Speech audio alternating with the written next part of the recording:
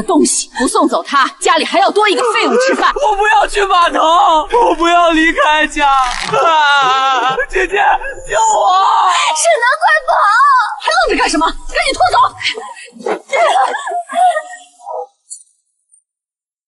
杨氏，你霸占我家田产，还要把我送去码头，你会遭报应的！反了你了！你爹娘死了，没我们你早饿死了。你们家的地就该是我们的。我不是被傀儡打飞了吗？待着别动。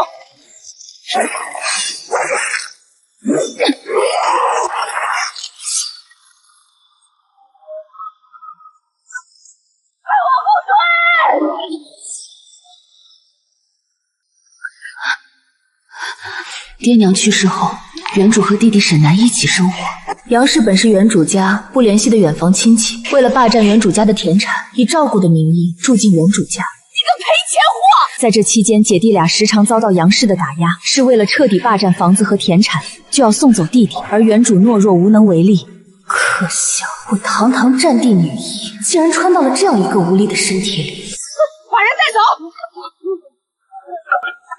都给我住手！他今天谁也带不走。你个赔钱货，敢这么跟我说话，今天非要把他送走不可！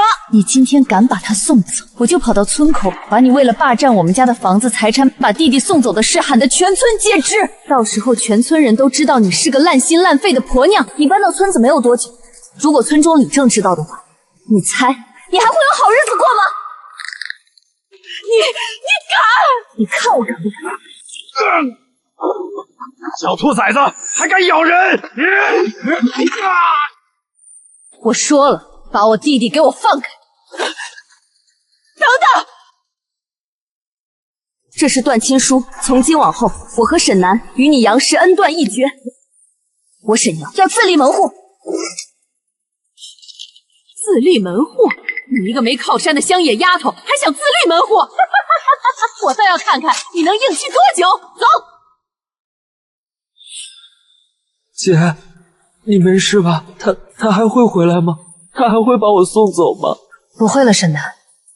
是姐姐以前太没用，从现在起再也不会有任何人能欺负我们。饿了吗？我去给你找吃的。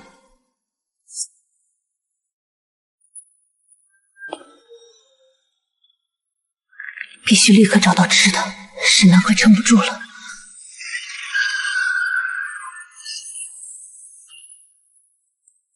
这是我的医疗万能空间，没想到也跟着我一起穿来了。有了这个，还怕没饭吃？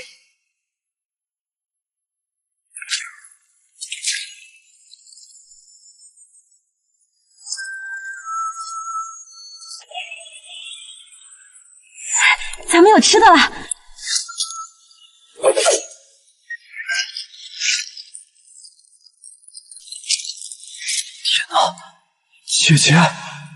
姐姐是怎么做到的？整根骨头都拿出来了，鱼竟然还是完整的。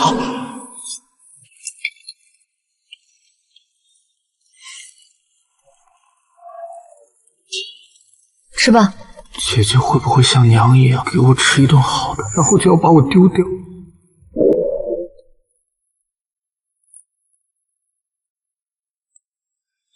这鱼真香啊，外酥里嫩，入口即化。真的不吃吗，沈南？再不吃就真没了。别哭了，眼泪拌鱼，味道要变咸。姐，我害怕你像娘一样，给我吃一顿好的就要把我卖掉。别哭，以前是我懦弱无能，护不住你。今天看见你被拉走的时候，我想通了，从今往后我要变强，再不让任何人欺负我们。快吃，吃饱了我就去搞钱，然后去把你二姐接回来。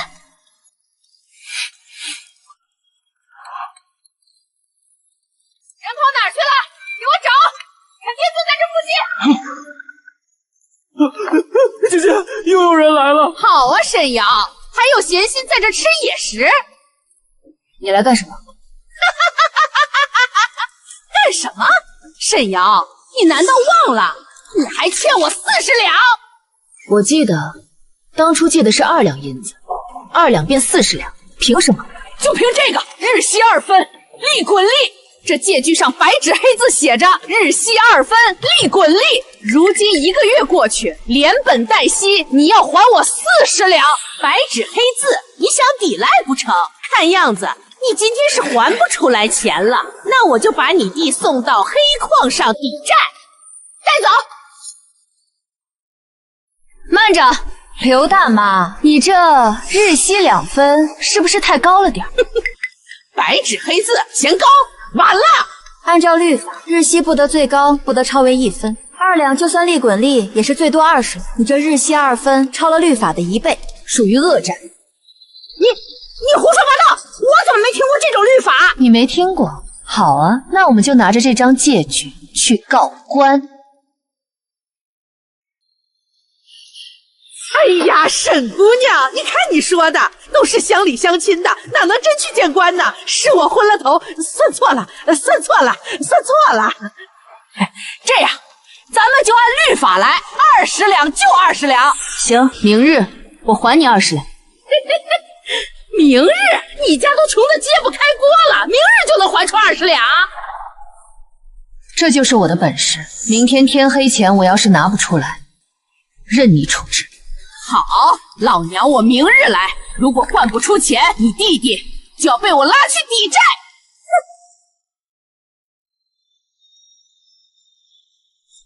姐，那是20两啊！我们现在连20个铜板都拿不出来，明天我们逃不掉了。你放心，我有办法。回去锁好门，今晚谁敲门都不许应。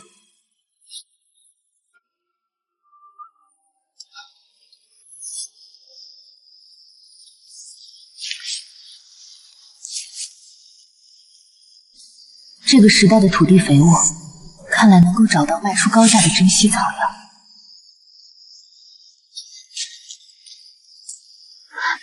找到了，这一定能卖个好价钱。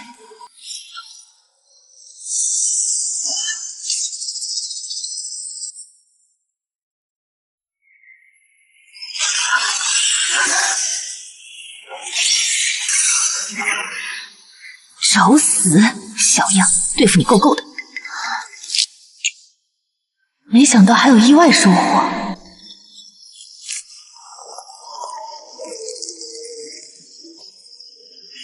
收工。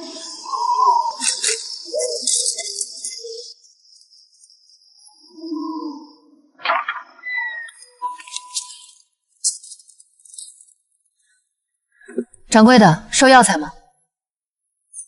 不是大姐，你这是从哪个山沟里挖了把杂草就想来卖钱啊？我们这儿可不收。就是啊，看他那穷酸样，想钱想疯了吧？这是龙血草。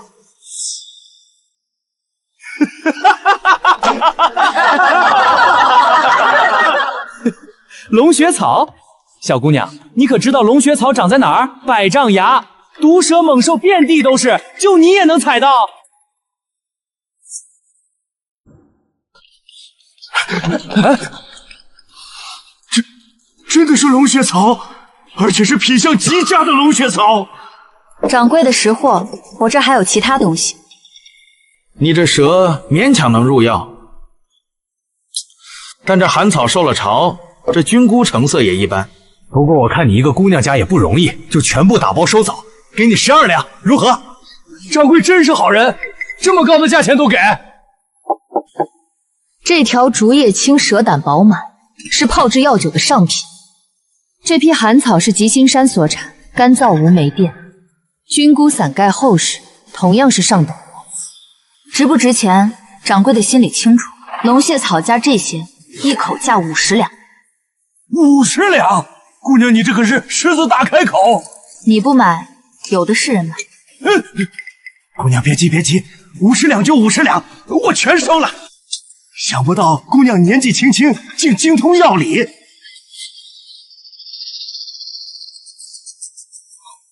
姐姐到底什么时候回来？眼看着天就要黑了。沈阳，你赶紧给我滚出来！我要马上躲起来。姐姐，快回来！没人，给我搜，把家里值钱的东西都带走。大妈，您放心，俺们兄弟有分寸。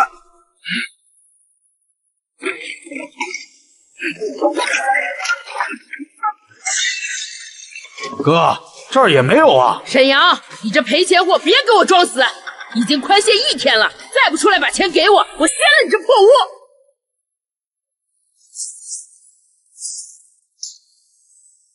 嘿，刘大妈，这儿有动静！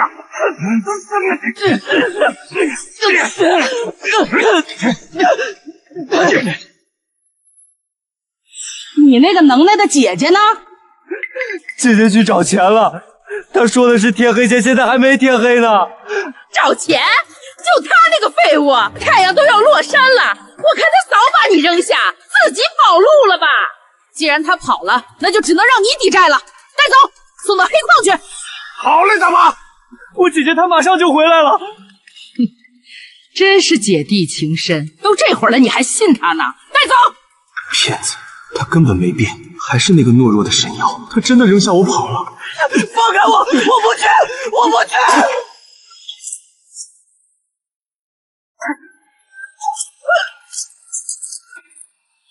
住手！姐姐，她回来了。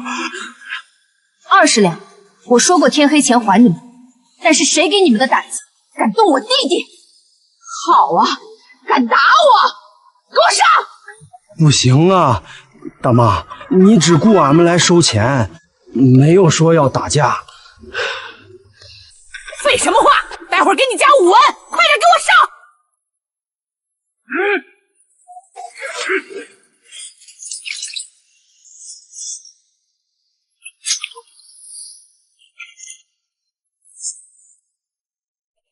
妖术，你手上拿的是什么？我研发的特制药剂，能让人瞬间昏迷，你要不要试试？师姨饶命，饶命！20两，你要的钱我还清了。去了，给你。从今往后，我们两不相欠。姐姐，你没跑？没跑，我回来了。行了，把眼泪擦干。走，姐姐带你去镇上吃点好的。神医，你别走，你医术了得，求你救救俺们恩人掌柜吧！兄弟，你在干什么？这是神医，快过来求他救救掌柜！是啊，神医，掌柜快不行了，你快救救他吧！你们掌柜？神医，俺们掌柜他可是镇上最大的良药商，要是您能救活他，金山银山都不是问题。可以，但天黑之前，我要先带我弟弟吃上饭。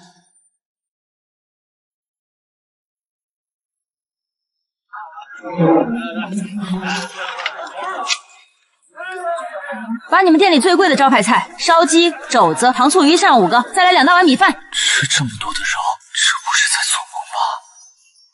吃，以后姐姐让你天天都吃上肉。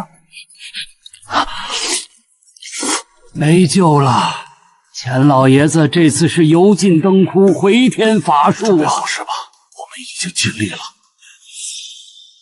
刘大家的，你这是从哪个犄角旮旯找来的黄毛丫头？我们这么多名医都束手无策，她能干什么？这就是大壮说的神医，一个小丫头，你是在拿老爷的性命开玩笑吗？小姑娘，这里不是你过牙家的地方，快离去，免得沾染了晦气。颈动脉有微弱脉动，瞳孔未完全散大，是典型的脑卒中导致的假死，人还有救。沈阳，荒唐！钱老爷气息已绝，脉象全无，竟敢在此胡言乱语！若是救不活，你担当得起吗？我若救不活，分文不取，还甘愿给各位名医磕头赔罪；但若救活了，在场各位都得遵我一征审神医。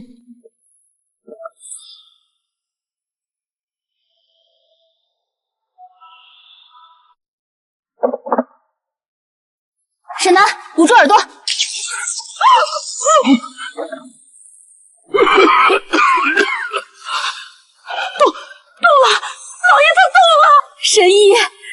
大恩不言谢，这点酬金还请您务必收下。诊金20两足矣。不过我确实还有一件小事，想请钱掌柜帮个忙。神医，请讲。明日一早，我想请钱掌柜陪我回一趟村子，去我大伯家讨回一些本该属于我的东西。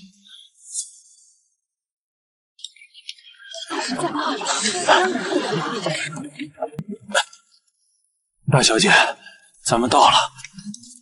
钱，大小姐，小心点儿。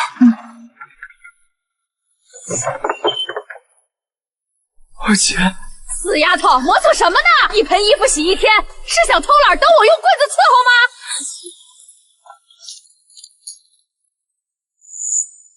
哟，这不是我们家那个野丫头吗？怎么在外面混不下去了，又想回来要饭了？哼，我们家可没多余的粮食，为你们这2个白眼狼，赶紧滚！我今天是来要回属于我的东西，我爹留下来的地契在此，还有，我要带我妹妹沈宁走。就凭你一个小贱蹄子也敢来？识相的就赶紧滚！看什么看？没听到吗？还不快去干活？想挨揍是不是？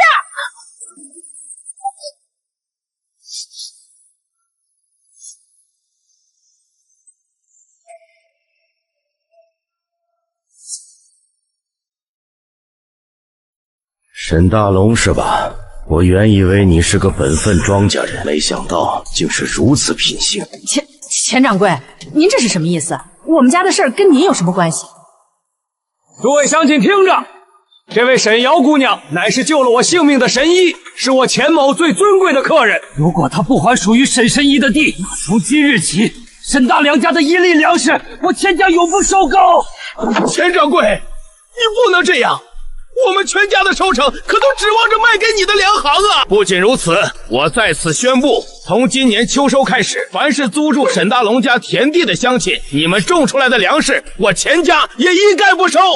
各位，自己掂量吧。沈大郎，我们都你家的地，我们不租了，租金我们不要了。对，不租了，不租了，可不能为了你家的事儿得罪钱掌柜，断了我们全家的生机。好，那几亩破地还你就还你，我还不稀罕。但是沈宁这个死丫头也是我们养大的，你们休想把她带走。是吗？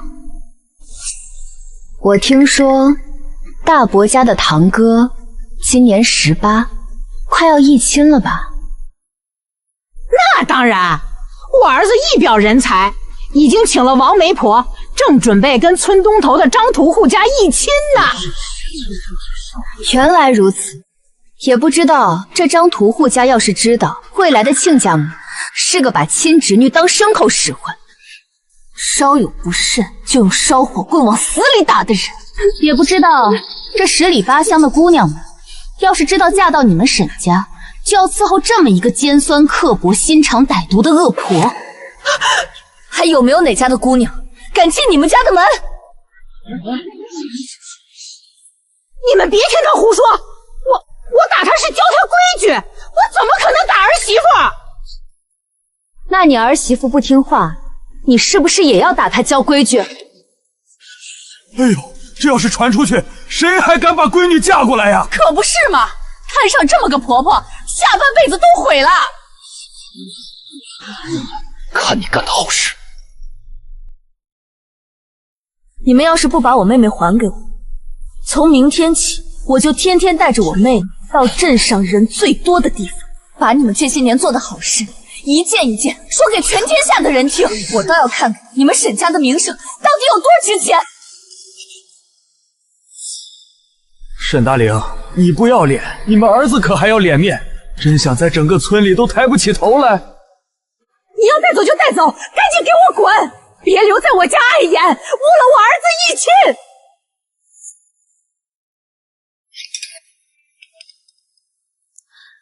宁宁，怎么不吃？是菜不合胃口吗？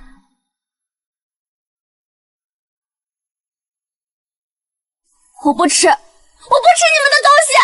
二姐你怎么了？这是我们自己的家呀！姐姐做的红烧肉可好吃了。姐姐，我没有这样的姐姐。你以前懦弱无能，眼睁睁看着我被大伯母带走都不敢吭声，你现在又为什么把我带回来？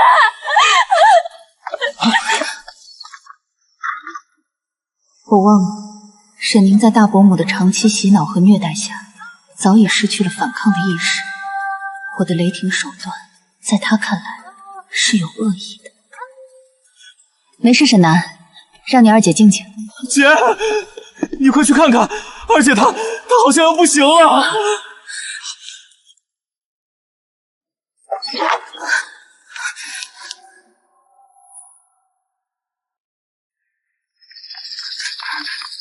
心率180，高热惊厥，颅内压升高，是长期营养不良和精神刺激导致的急性脑膜炎。再不降颅压和看染住，他会死。沈南，守在门口，在我出来之前不要进来。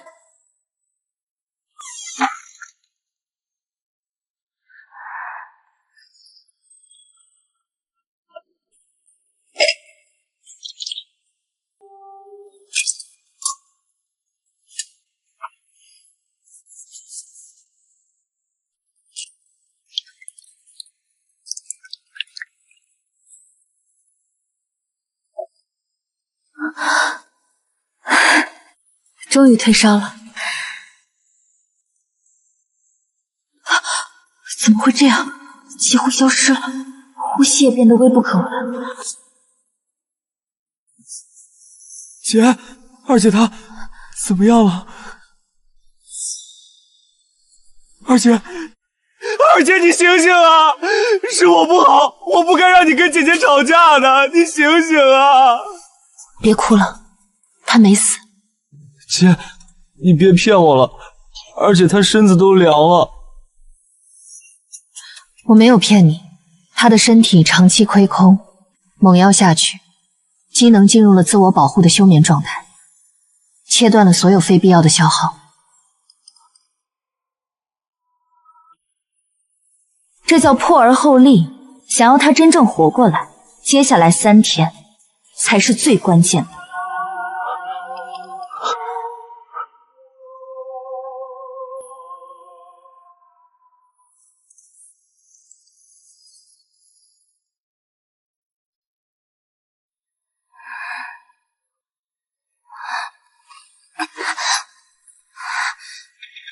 奇怪，我感觉好多了，就连之前疼痛的关节现在也不疼了。是姐姐救了我，是她把我从大伯家带了回来，我不应该误会她，还和她吵架。你醒了，感觉怎么样？有没有哪里不舒服？姐，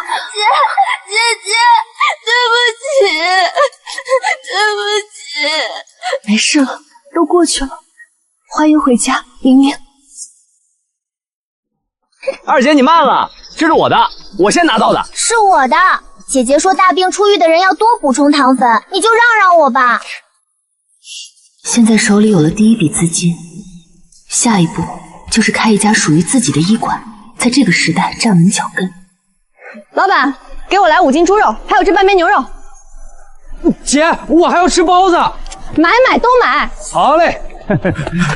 是神医，可算找到你了，快随我去看看吧。钱掌柜，何事如此惊慌？武庄后院的染房不慎失火，火虽然扑灭了，可里面的10几个女工都被严重烧伤。一个个惨不忍睹啊！用这种方法处理大面积烧伤，就算侥幸不死，也终身残疾。这些最基本的烧伤处理原则，这里全都没有。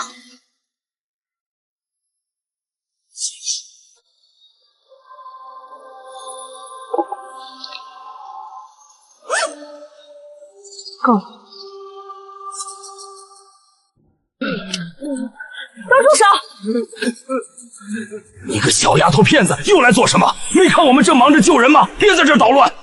钱掌柜，把所有人都请出去。另外，给我准备一间最干净的空房，大量的烈酒、棉布和干净的热水。你布装所有烧伤的女工，她们的命我来救。好，就听沈神医的。来人，按沈神医说的办。忍着点儿，我要开始了。沈姑娘，这能行吗？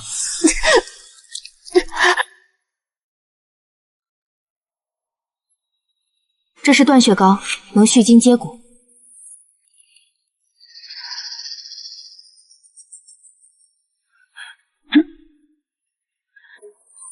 鲜肉长出来了，太好了！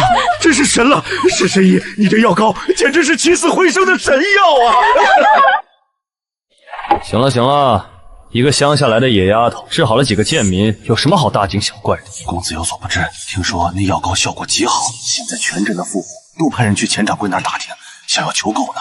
沈瑶，一个乡野村妇也值得大惊小怪，她还能抢了我们济世堂百年老字号的生意不成？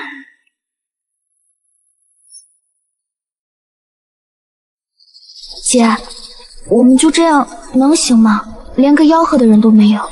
放心，好酒不怕巷子深，何况我们还在巷子口。我们的药不是给普通人准备的。口气倒是不小，就这么个小瓶子，里面装的什么鬼东西？卖多少钱？1两银子。1两银子，你怎么不去抢？1两银子都够我们庄稼人活大半年了。就是啊，我看你是想钱想疯了吧？就是金子做的膏药也不值这个价。我看这小娘们儿就是个骗子。要不我们还是便宜点卖吧，再这样下去一个都卖不掉了。别人都把我们当傻子看。别急，我们的药只卖给最需要它也最付得起价钱的人。现在我们只需要等。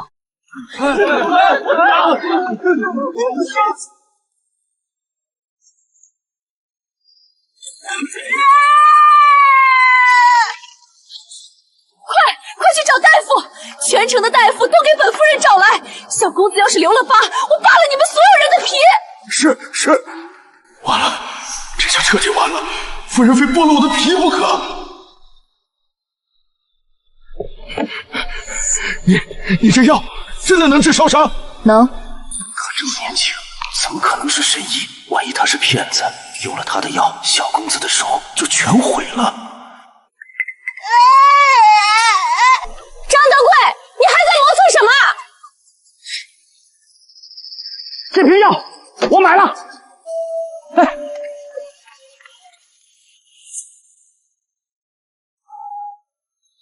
娘，不疼了，凉凉的，好舒服，手变好了。多谢沈神医，还好及时用了神医的药，我儿子的手才能好这么快。神医大恩，我李家没齿难忘。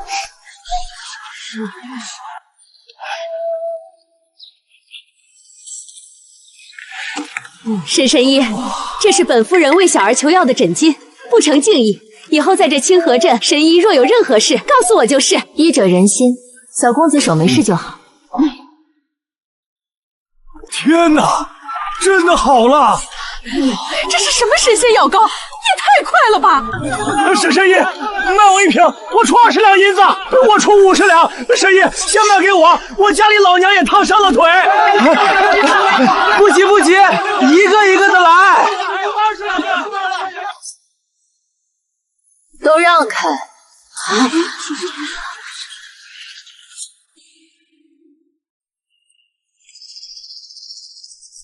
这位想必就是沈神医吧？我是济世堂的2掌柜，没想到山野还有高人，倒是让小女子大开眼界了。方子彤，传闻是济世堂的千金，她来干什么？沈神医带着弟弟妹妹在这街头风吹日晒的摆摊卖药，想必也十分辛苦。这样吧，姐姐我做个主，出100两纹银买下你这药方，从今往后你只需在家坐着，你看如何？不必了，我的药方不卖。沈神医，你可要想清楚了，这清河镇所有的药材渠道，济世堂都有涉足。妹妹这般孤身一人，有些规矩还是莫要坏了才好。哦，是吗？我倒想看看是怎么个没好下场。好，好得很。沈瑶，我方梓潼在此发誓，不出3日，定要让你在这清河镇一棵草都买不到。姐，不好了！方梓潼那个坏女人真的说到做到。我们跑遍了镇上所有的药材铺，从王记里集，他们都说没有了，都说制作烫伤膏要用的那几味主药一颗都没有了，连最普通的甘草都售卖完了。姐，现在怎么办？没有药材，我们的药膏就做不出来了。之前收了那么多富商的定金，要是交不出货，不光要赔一大笔钱，我们好不容易才有的名声就全毁了。看来是方梓潼利用季时长的渠道，连夜买断了镇上所有的相关药材，釜底抽薪，这是要从根本上断了我的路。姐姐，要不我们去跟那些富商解释一下，把定金退给他们吧，总比赔钱强。不用，我有办法。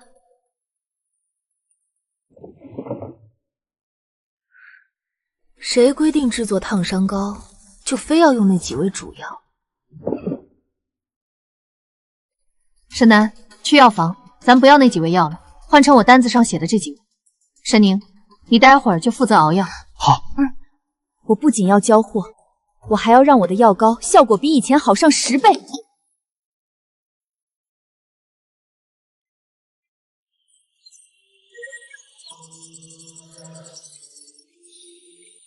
找到了。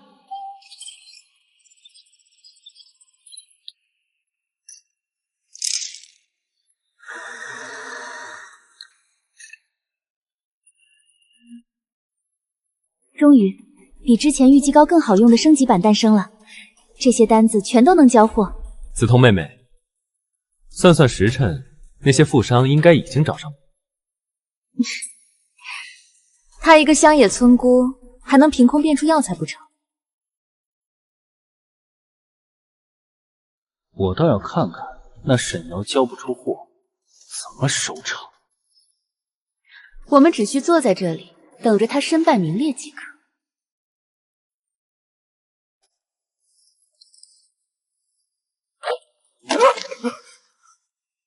公子，方小姐，不好了！嚷嚷什么？是不是沈瑶那个贱人被富商们打断了腿啊？不是，那沈瑶不仅把所有的药膏都如期交付了，而且据说效果比以前的还好上10倍。现在那些富商都把他当活菩萨供着呢。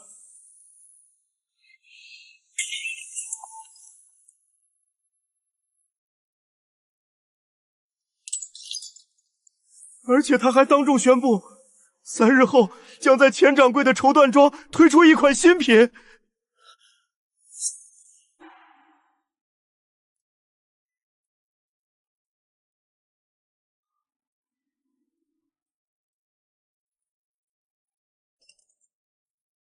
沈神医，你就别卖关子了，这便是你说的比玉之膏更神奇的宝贝。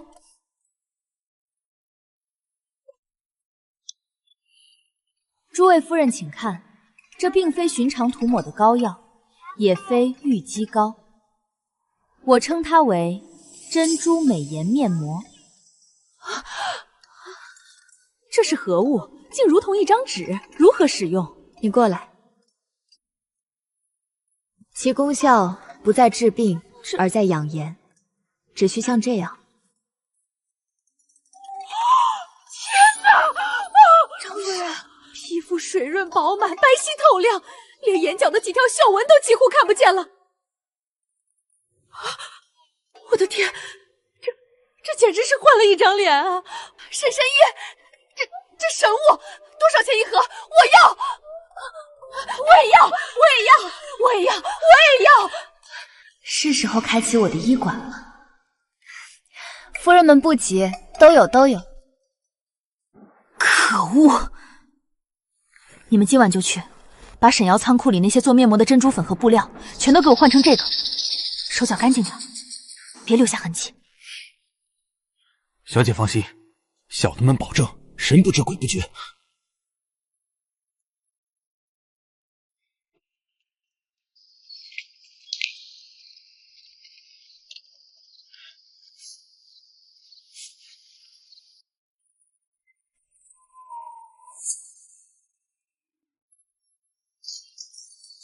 诸位，今日我们姚记医馆正式开业。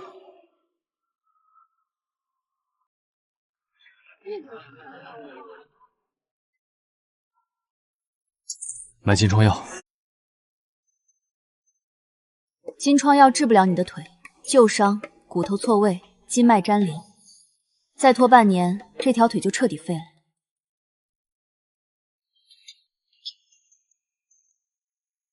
准备好我就开始了。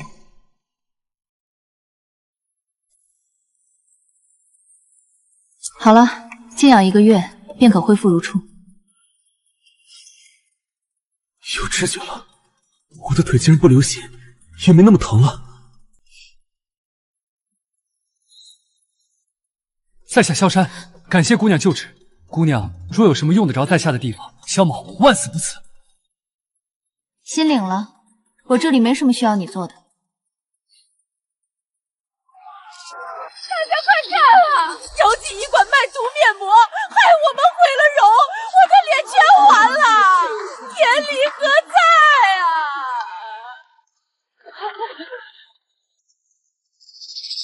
官爷，就是她，就是这个妖女。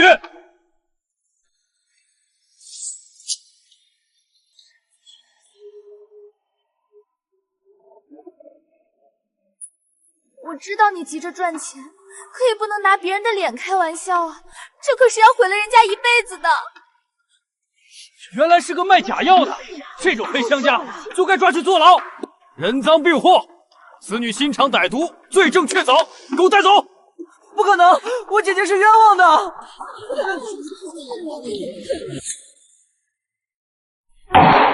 堂下沈瑶，众位夫人因用你所售面膜而惨遭毁容。如今人赃并获，证据确凿，你可知罪？大人，草民冤枉。这些毒物可都是从你的仓库里搜出来的，铁证如山，你还想狡辩？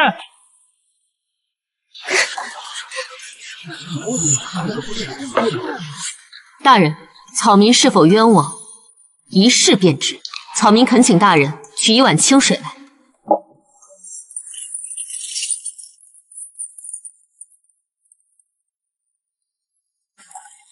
大人请看，这根本就不是什么珍珠粉，而是用最廉价的贝壳粗劣打而成的贝壳粉。草民的药方绝不会用此等劣质之物，这只能说明你自己为了节省成本偷工减料，用贝壳粉冒充珍珠粉，被我们发现了就想反咬一口。方小姐，你以为单凭几句狡辩就能颠倒黑白吗？大人，草民还有第2位人证，请大人传城东珍珠章。张伯，不必害怕，你只需将你的账本呈给大人一看便可。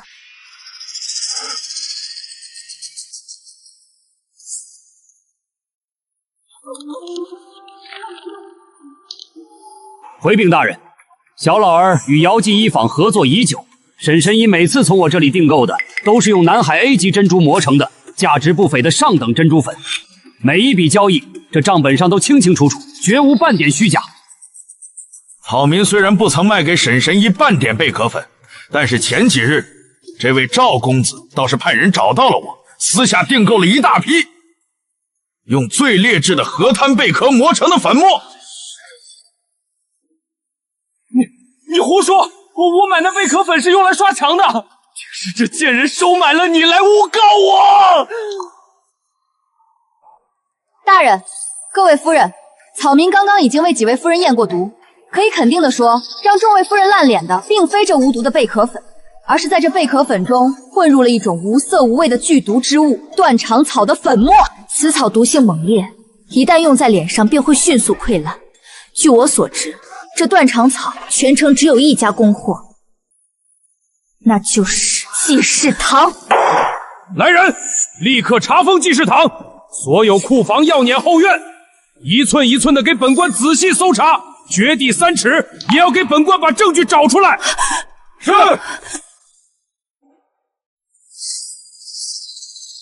大人，您看，这是断肠草。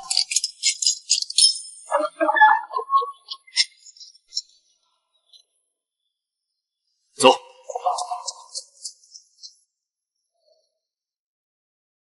回禀大人，我等在济世堂后院发现了活的断肠草蜘蛛，并在其内院药房找到了这个专门碾制毒药的药碾，上面还有未来得及清理干净的粉末残留。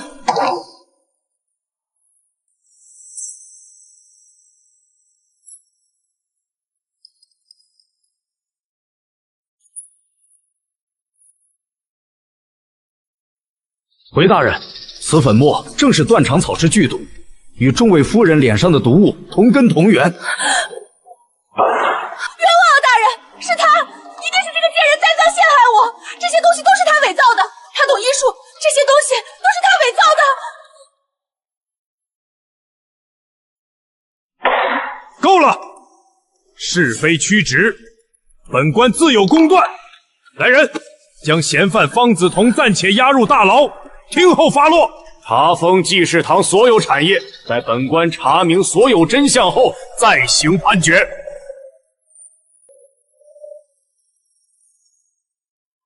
枉！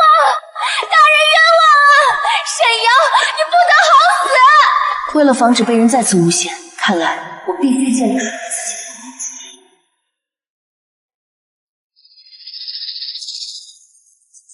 各位乡亲，我沈瑶今日在此宣布，我要承包下这片荒山，开办一个标准化药材处理作坊，专门种植和处理制作药膏、面膜所需的药材。什么？承包这片荒山？沈丫头疯了吧？这可是连草都不长的石头地呀！怎么种药材？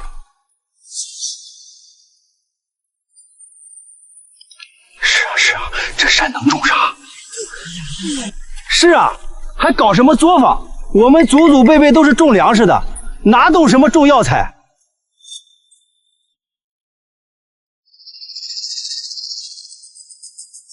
凡是愿意加入作坊的乡亲，除了每人每天15文钱的工钱外，我还会亲自教大家如何改良土壤、科学种植、辨别药材。年底作坊盈利，所有人都有分红，这比大家辛辛苦苦种1年粮食可要强上100倍。每天15文钱，还有分红，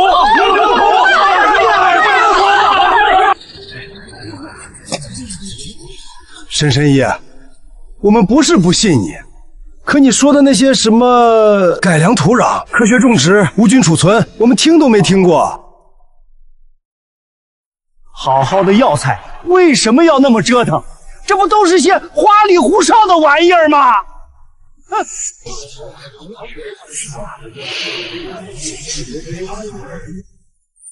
你别是想把我们这些老骨头骗去，给你白干活吧？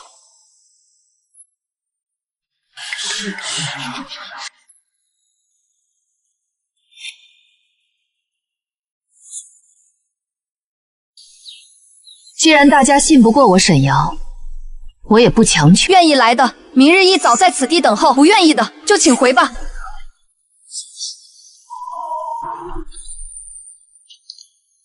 你看他晒个药材还非得离地3尺，这不是瞎折腾吗？谁说不是呢？有那功夫，多种2垄地不好吗？我看啊，不出3天，他就得把裤子都赔掉。男二，发工钱，按我们说好的，干得好的15文，偷懒耍滑的1文没有。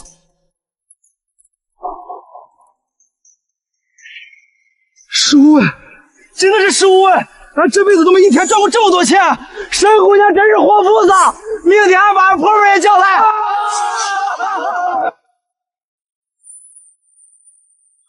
我没听错吧？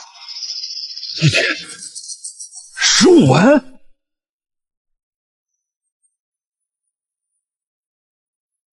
我真是个蠢货！我在这说风凉话，人家一天就把我1个月种地的钱给赚到手了。他娘的，明天说啥也得来！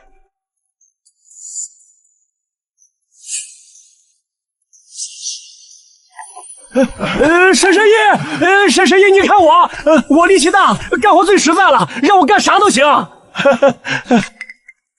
我来！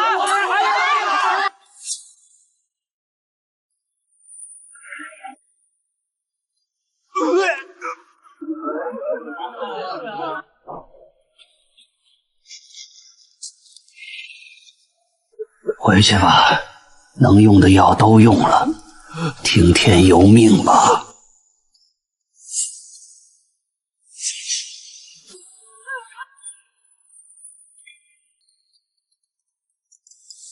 赵家真是没用，花了那么多钱，也只让我从死牢里出来，在这破宅子里养病。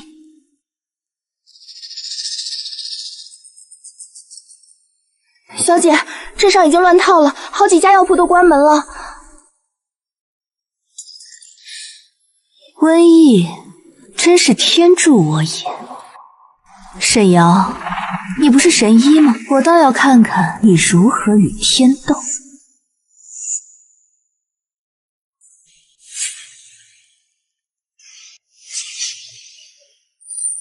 你们听说了吗？这场瘟疫邪门的很，早不来晚不来，偏偏是沈瑶见了那个怪模怪样的作坊后才来的。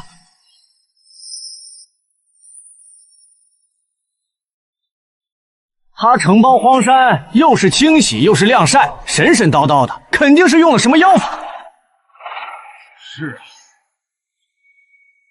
挖了咱们这儿的地脉，破坏了风水，这才引来了瘟神降罪呀！原来是这样，怪不得大夫们都治不好，这是天灾啊！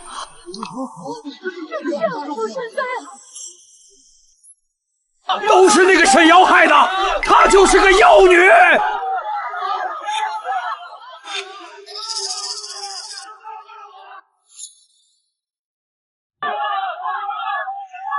烧死妖女，平息天怒！烧死妖女！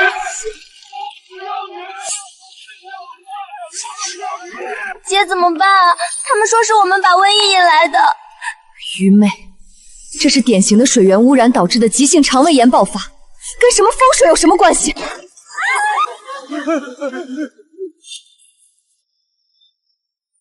我看谁敢！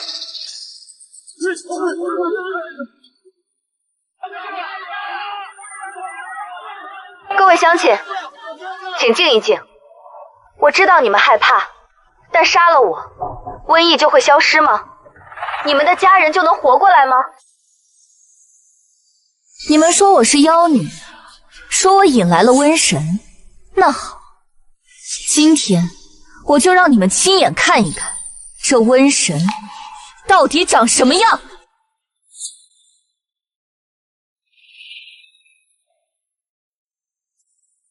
官爷，请您通过这个小孔，看看这滴水里到底有什么。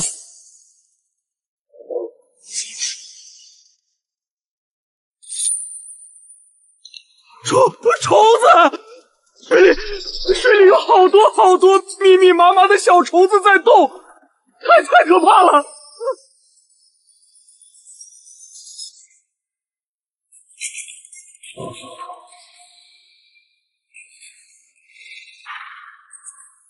那水里真的有虫，不是妖法，是真的。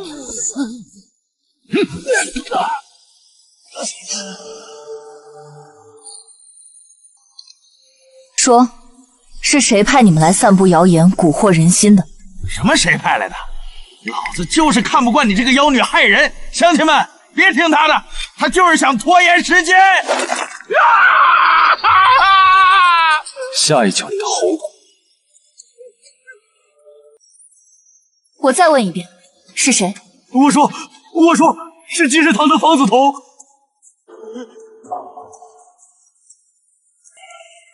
是他给了我们50两银子，让我们来散布谣言，煽动大家来烧你的作坊的，不关我们的事儿啊！我们也是拿钱办事儿，大侠饶命！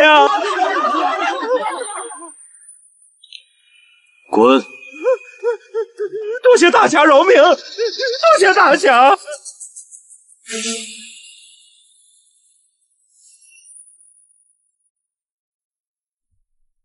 这所谓的瘟疫，其实就是因为暴雨过后，大家喝了带有这种小虫子的脏水引起的。我不仅要战胜这场瘟疫，还要让所有人都活下来。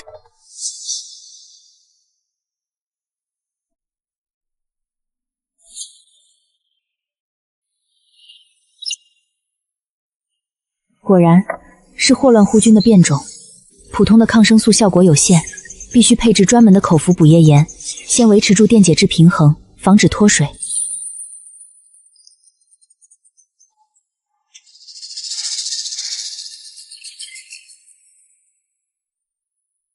配方已经简化到这个时代可以理解的程度了。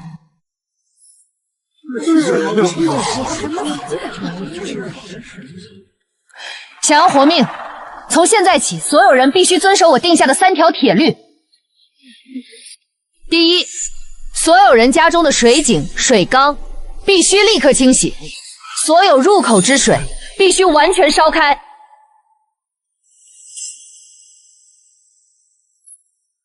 第二，所有人家中必须保持干净，每日清理打扫。哎，对。第三，我瑶记医馆将从即刻起免费向所有病人派发我独家秘制的甜水。你这小丫头片子，在这里胡说八道什么呢？大家听听，这是什么狗屁神医？又是烧水又是打扫，最后就给我们喝一碗甜不拉几的水，这不是骗人吗？荒唐！老夫行医40年，从未听过甜水能治瘟疫的。这要是喝下去，耽误了病情，那可是要出人命的。哦，那依各位高见，该当如何？继续喝你们那些只会让人继续肚子疼的苦汤药吗？几味普通的止泻草药，不孤本，不培元，只会让病症体体内水分加速流失，脱水而死。你们这不是治病，是催命。我的方法就在这里，信我者可活，不信我者自求多福。几日过后，自见分晓。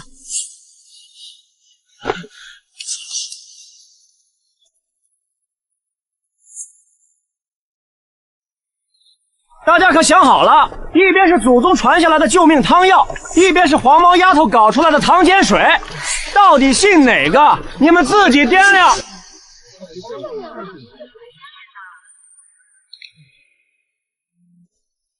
三神医，是我们有眼无珠，是我们错了，求您救救我爹吧，他不该听信那些骗子的话呀！神医饶命，求您再发发慈悲，给我们一碗神水吧，我们给您当牛做马。哎，你说沈神医他还会要我们吗？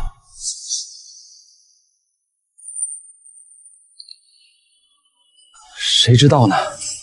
不过这次咱全镇人的命都是沈神医救回来的。我听说了，就那几天，镇上凡是喝了他那神水的，一个都没死。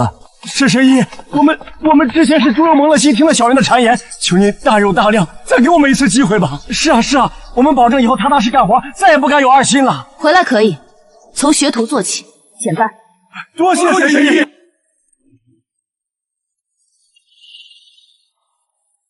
作坊越来越大，我不可能事事亲力亲为，是时候培养自己的核心团队了。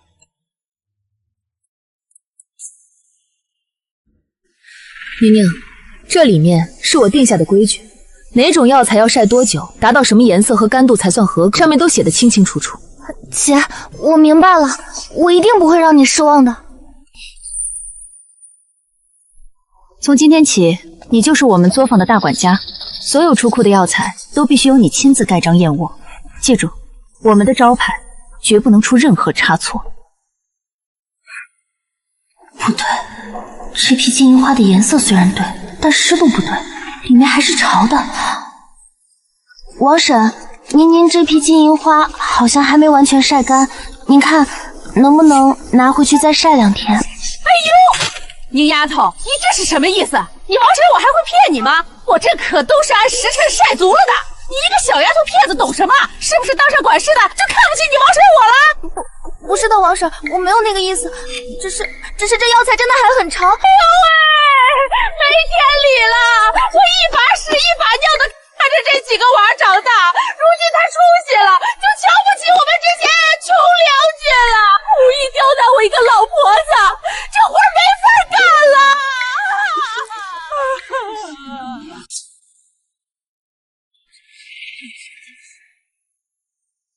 就是啊，宁丫头，你王婶都多大年纪了，还能骗你这个小辈儿不成？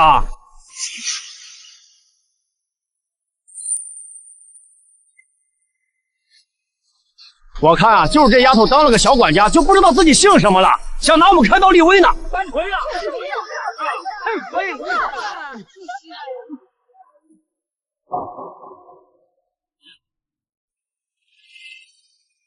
规矩是作坊的命，对任何人都不能心软。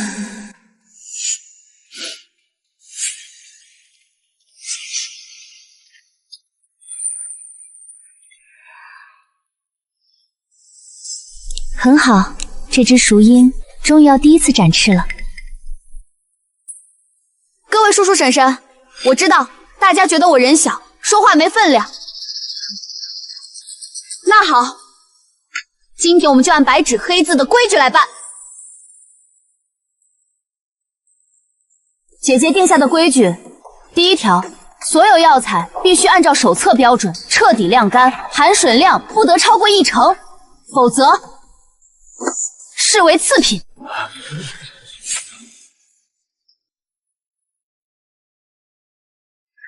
大家自己看，合格的药材颜色微黄，质地干脆，而王婶这批颜色发青，质地绵软，孰优孰劣，一目了然。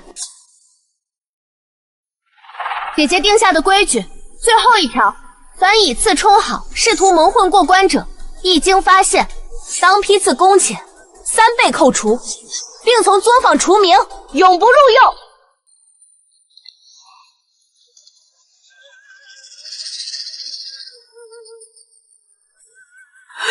宁丫头，宁宁，你忘了小时候发烧是我背着你去找的大夫。沈宁也太不懂事了，王婶对她多好啊，这要是我都不好意思。现在你为了这点死规矩，就要把我往死路上逼吗？你的良心过得去吗？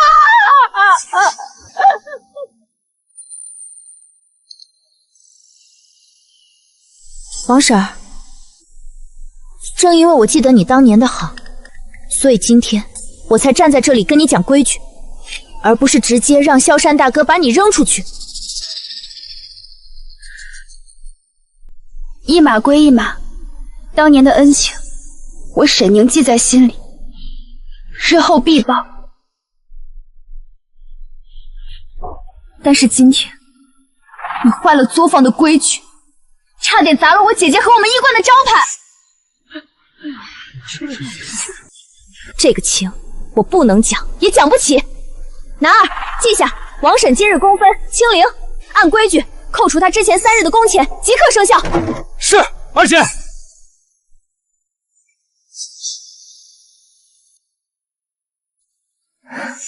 很好，宁宁成长了。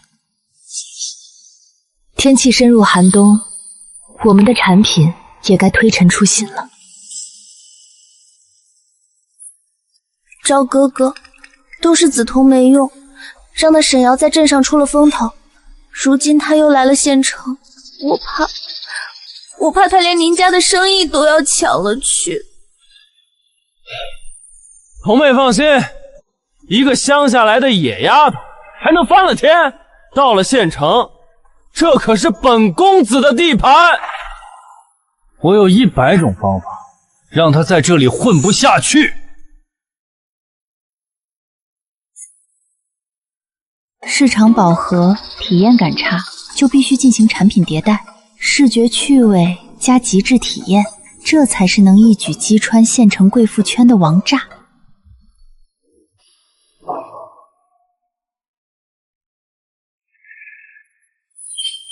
姐，这个竟然是热的，好舒服啊！二姐，你这个面膜上面的表情好好笑。这个好有趣，虽然有点好笑，但是比我们之前那款有趣多了。男二，去告诉钱掌柜，就说我们姚记医馆要推出冬季限定新品，每日仅限量发售30份，每份售价2两银子，只接受预订，3天后在县城最高档的听雨轩酒楼统一取货。没人买怎么办？你只管去，我有信心。好，姐姐，我现在马上去。2两银子买3张画着鬼脸的破布，这沈瑶是把县城里的贵妇都当成没见过世面的傻子吗？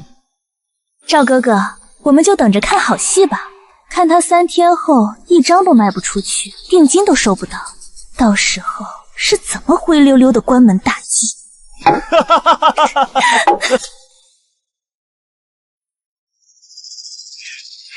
你看那乡下来的丫头还真敢来，2两银子1张脸谱，想钱想疯了吧？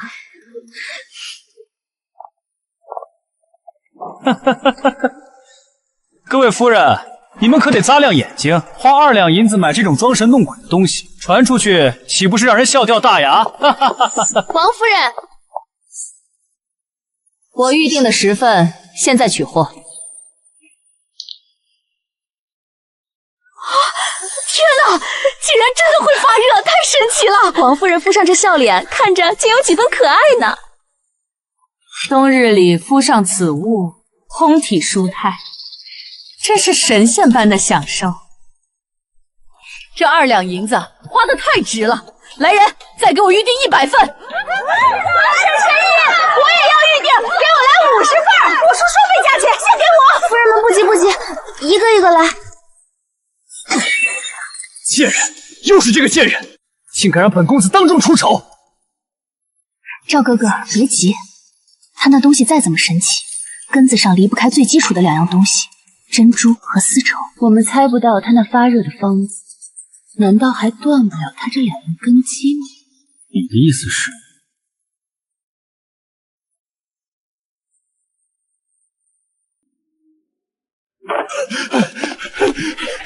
沈神医，不好了，全完了，赵家疯了！他们把市面上所有能找到的珍珠和丝绸全都买断了，价格都炒到天上去了。没了珍珠和丝绸，那我们岂不是1张都交不了货了？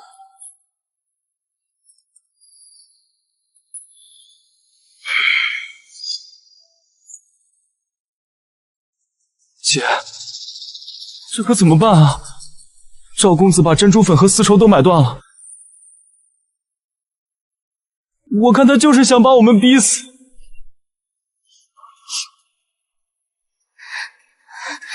姐姐，要不我们去跟那些贵妇们解释一下，把定金退给他们吧，总比赔钱强。他们高价垄断了我们做面膜最基础的材料，妄想让我们1张面膜都做不出来，那可要让他们失望了。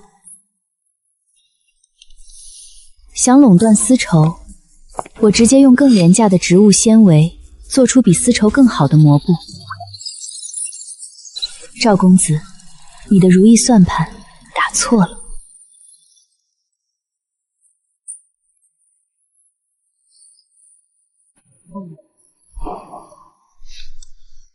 布料问题解决，但最核心的珍珠粉，这可如何是好？梓潼妹妹果然好计谋。现在那沈瑶的珍珠粉和丝绸都被我们全部买断，我看她拿什么来交货。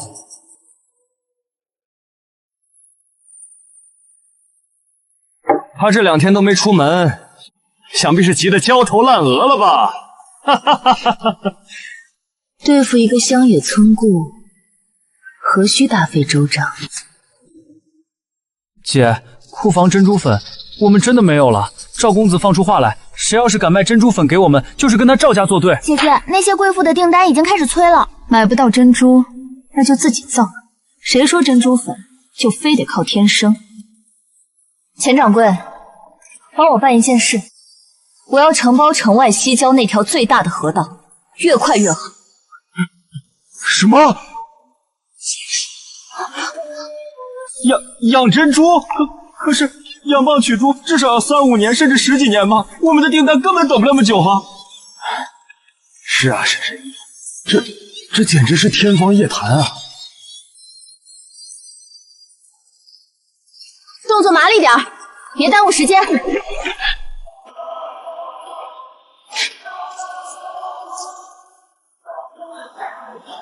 姐，这能行吗？姐，会不会有问题啊？不就是把蚌扔回河里，再喂点鱼食吗？这就能长出珍珠来？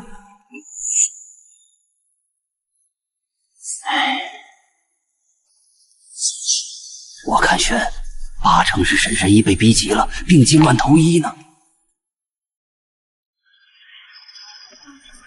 姐，光靠喂这些东西，真的能养出珍珠吗？放心，我撒下去的可不是普通的鱼食，那是混合了高浓度钙质和微量元素的催化剂，能让这些河蚌在最短的时间内分泌出最后的珍珠质。我们不仅能养出珍珠，而且会比任何人养的都快，都好。不好了，沈神医，不好了，河神发怒了，水开锅了！快看，那是什么？河里怎么冒泡了？是啊，咕嘟咕嘟的，跟烧开了一样。天哪，居然就长出这么大的珍珠了！这是神迹啊！沈神医，您这是请来了河神吗？各位，原料的问题我们已经解决，接下来开工。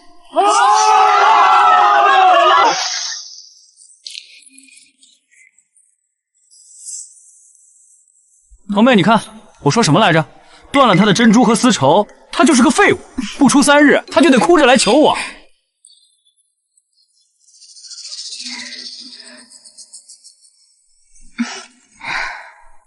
还是赵哥哥你厉害。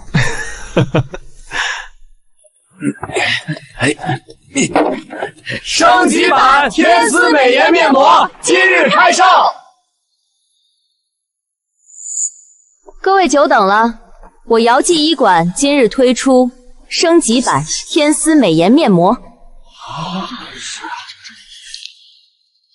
所用膜布乃是本店独家研制的天丝棉，比丝绸更亲肤、更服帖。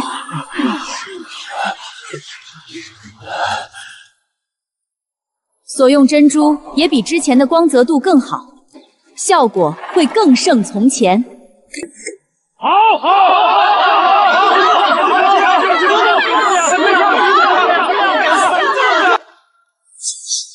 什么？他哪来的面膜？市面上所有的珍珠和丝绸，不都应该在我们库房里吗？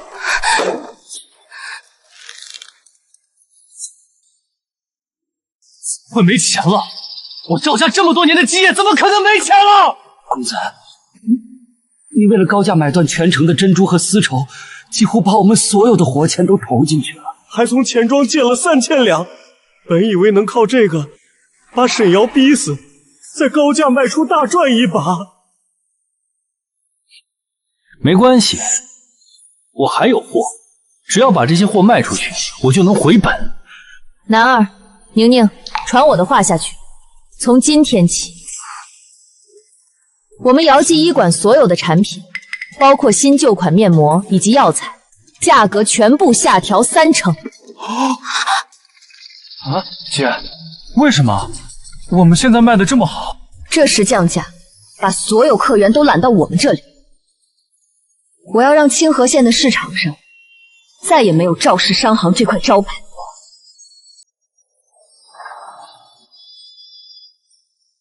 姚记医馆全线降价3成，看见了吗？这就是以前不可一世的赵公子。是啊，真是风水轮流转啊！老少，你们什么意思？我的货不要了，跑去跟那个贱人买，忘了谁带你们发财的？赵公子，这话说笑了。当初跟你做生意，那是为了赚钱。现在沈神医的面膜卖的又好又便宜，我们买回去再加价卖到隔壁县城里，就发财了。难不成跟你守着这些发霉的破烂货吗？就是，赵公子，您现在还是先想想怎么还钱庄的几千两银子吧。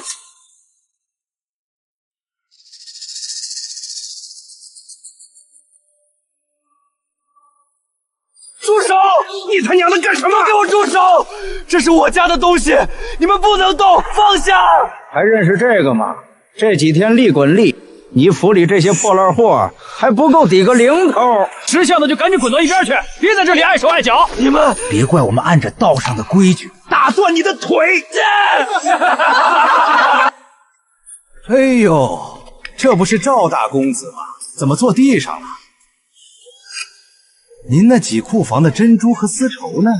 没能把您垫包一点啊？张兄，话不能这么说。赵公子这是在体验生活呢，等他还清了钱庄的债。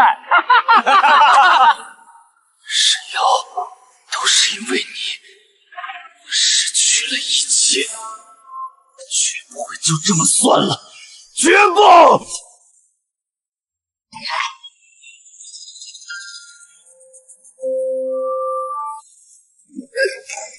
都什么时候了，你还有心思弹琴？我的家没了，我的一切都没了。赵哥哥，你别这样，你吓到我了。我知道你心里苦，我又何尝不是呢？他不仅毁了我西施堂，现在连你都遭到毒手，我恨不得食其肉寝皮。恨，光恨有什么用？我现在一无所有，连条狗都不如，我还怎么报仇？赵哥哥，你忘了你最大的优势了吗？你斗不过他，是因为他有钱。可如果我们让他变得跟你一样，更痛苦。他最在乎的是什么？不是那些钱，不是那些药方，而是他那两个视若珍宝的拖油瓶弟妹。只要我们动了他们，就能让他尝到比倾家荡产、比死还难受的滋味。到那个时候，他所有的钱财和药方，还不是任由我们予取予求？对，对。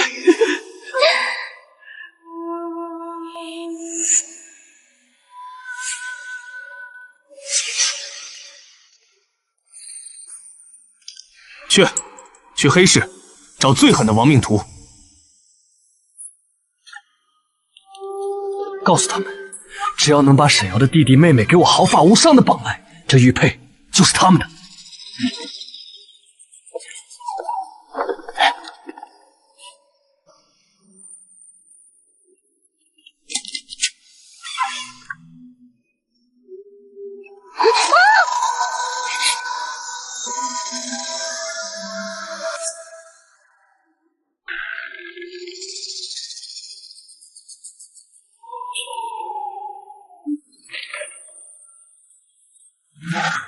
糟糕，沈云和沈南出事了。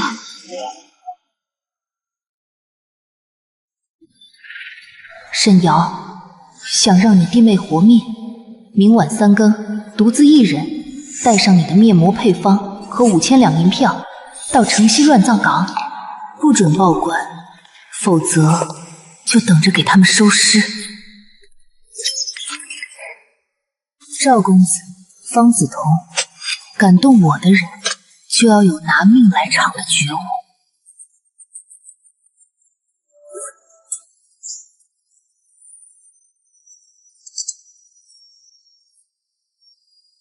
看来我得用上他们。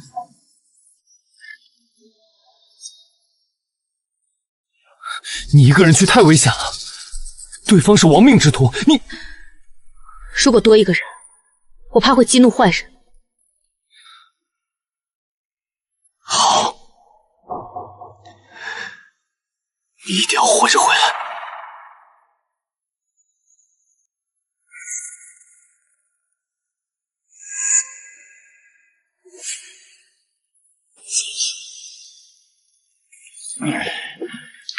赵公子，这小妞长得可真水灵儿，等拿到了钱，能不能让俺们弟兄爷？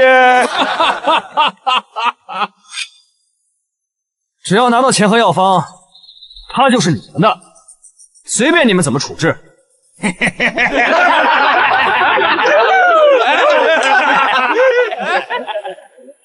不仅是他，还有他那个姐姐。我要让他在死之前尝遍人间所有的屈辱。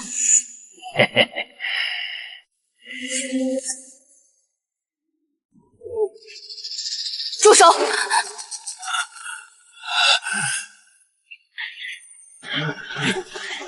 哟，还真敢一个人来！小娘子，你是来替你妹妹的吗？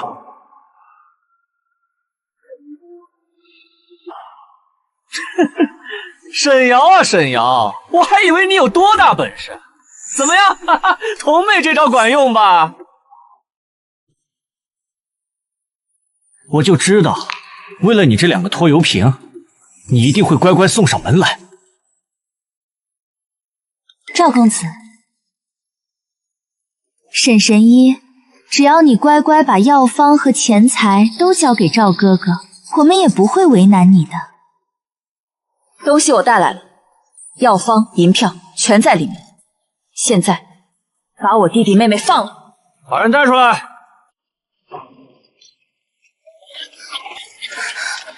钱，你们别怕，到我这里来。放人！沈瑶，你是不是太天真了？今天你们姐弟3个，一个都别想走！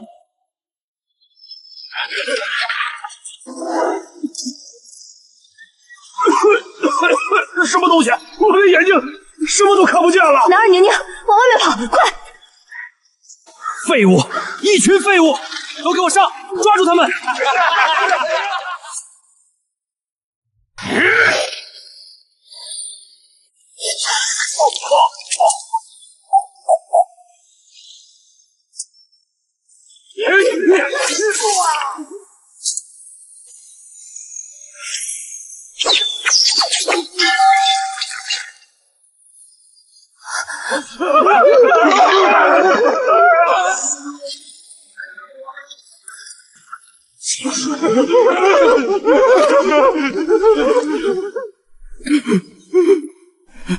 好汉饶命，女侠饶命啊！我们也是被猪油蒙了心，拿钱办事啊！别杀我，沈瑶，沈神医，我错了，我真的错了，都是他，都是方子彤这个贱人教唆我的，不关我的事儿啊！赵公子，事到如今了，你竟然还敢冤枉我！求求你，你要钱，我全都给你，只要你不杀我，你要什么我都给你。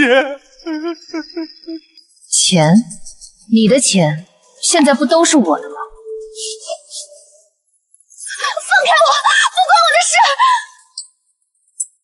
关不关你的事儿，可不是你自己说了算。带走。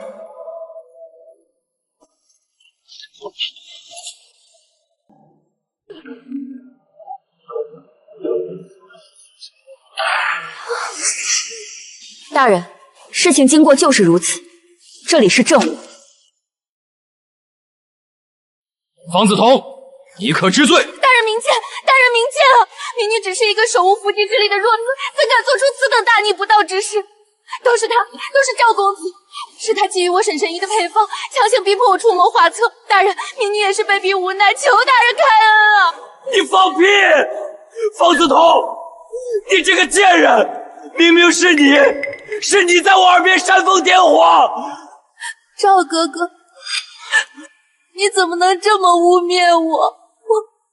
我一心为你，你却……够了！事实如何，本官自有公断。本官上任伊始，必将严明法纪，还清河县一个朗朗乾坤。此案人证物证俱在，罪行昭彰，不容狡辩。本官宣判，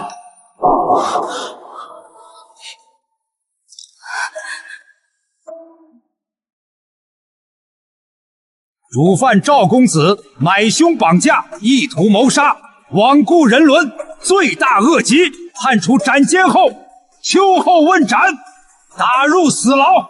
一众山匪为虎作伥，全部处斩，以儆效尤。方子彤身为女子，心肠歹毒，叫嚣杀人，虽非主犯，但其心可诛，判处流放3000里，即刻押解。沈瑶，你等着，我一定不会让你好过。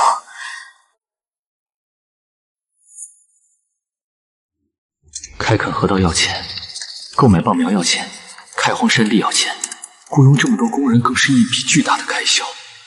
我们账上的钱真的够吗？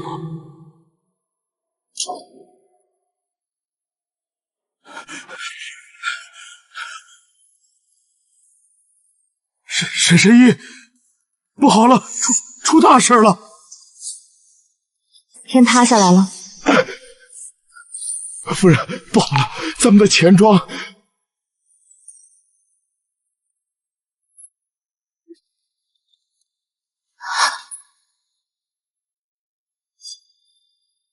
林氏药行是我们最大的一家原料供应商，因为之前关系好，我采取的是预付定金的模式。怎么回事？林家的老爷子前几天赌钱，把全部家底都输光了。昨天夜里，他带着小妾卷款跑路了。我们存在他那儿准备换药材的1000两预付款，全都打水漂了，1文钱都追不回来了。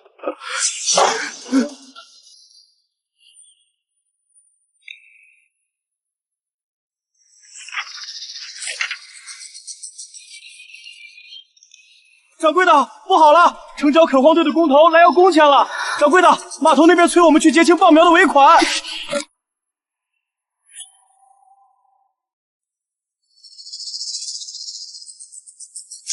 怎么办？现在去钱庄借贷，利息高得吓人。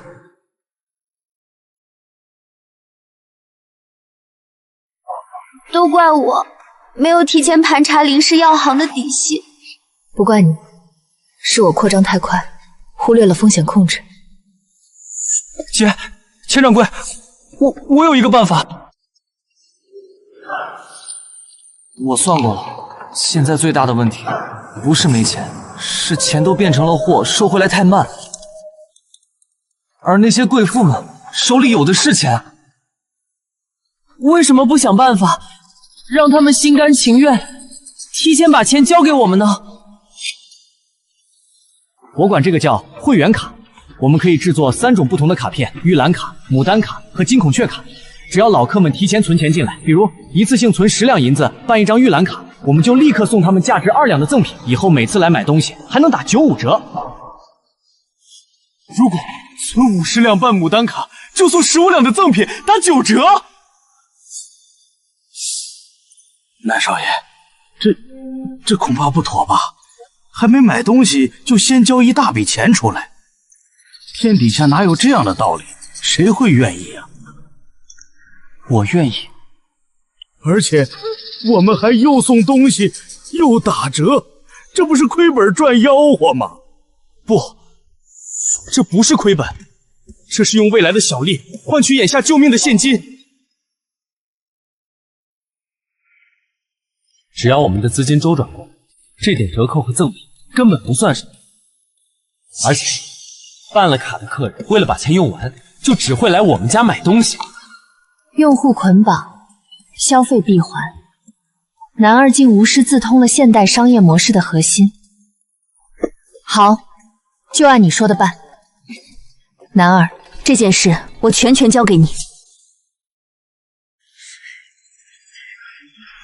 姚记医馆会员制活动正式推出，充10两送2两，充50两送15两，走过路过不要错过。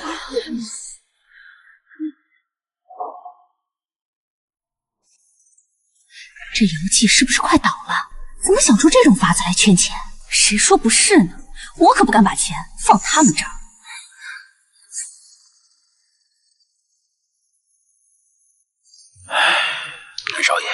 我看这法子行不通啊。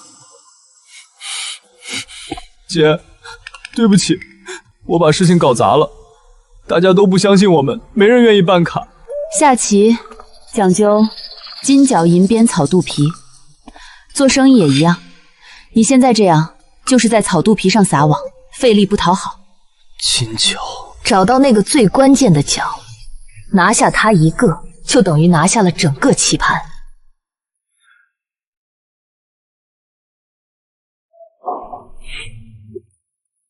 王夫人，此物名为会员卡，不同卡存入银钱后，可以获赠不同程度的银钱。尤其这张金孔雀卡，存银1000两，可得1300两之用，享8折之惠，所有新品终身免费试用。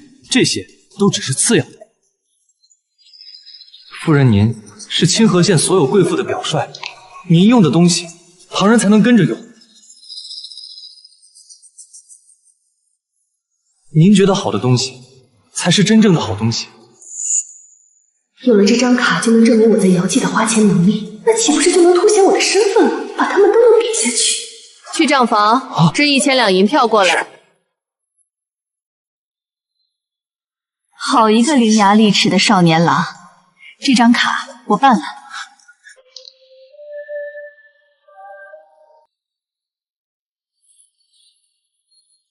不仅如此，明日我会在府中设宴，请全城的名流都来，你亲自来为他们讲解你的这套会员制。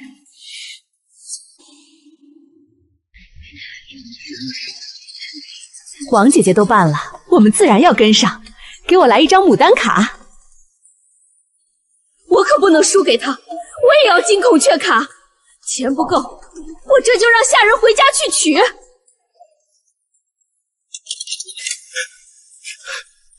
成了，我们医馆有救了。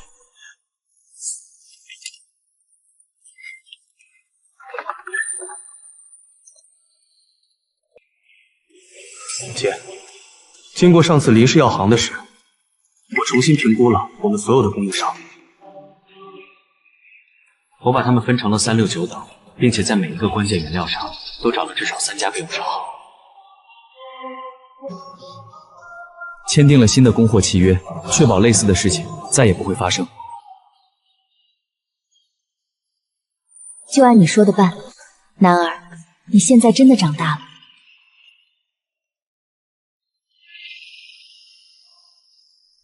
沈瑶，我要走了，今日来向你道别。你要去哪儿？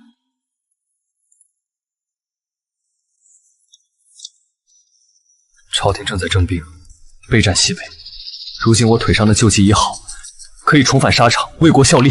我明天就走。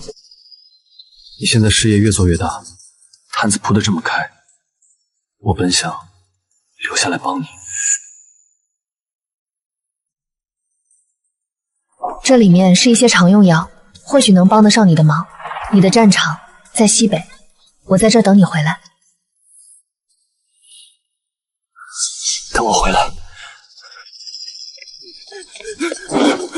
掌柜的，掌柜的，不好了，不好了！出什么事了？慢慢说。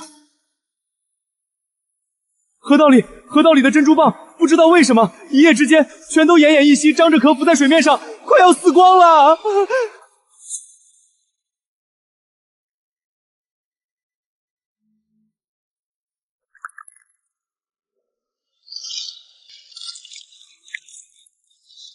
不好了，不好了，蚌都死了！完了，这下全完了！这可是我们全村人的命根子啊！肯定是前几天那场寒潮把蚌都给冻死了，老天爷不给我们活路啊！不是冻死的。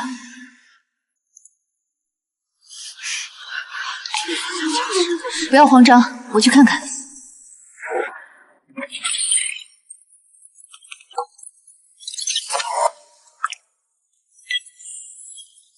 如果是单纯的低温，只会让他们进入休眠状态，不会导致大面积死亡和腐烂。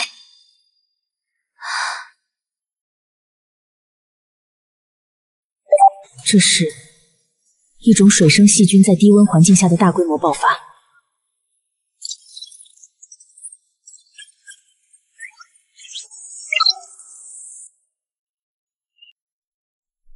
姐姐，你确定这些东西能行吗？放心，对付这些小东西，我比谁都有经验。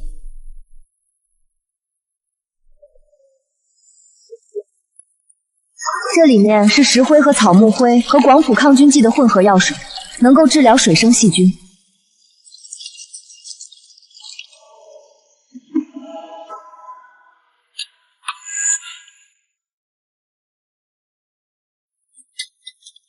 活了，都活过来了！快来看啊，河神显灵了！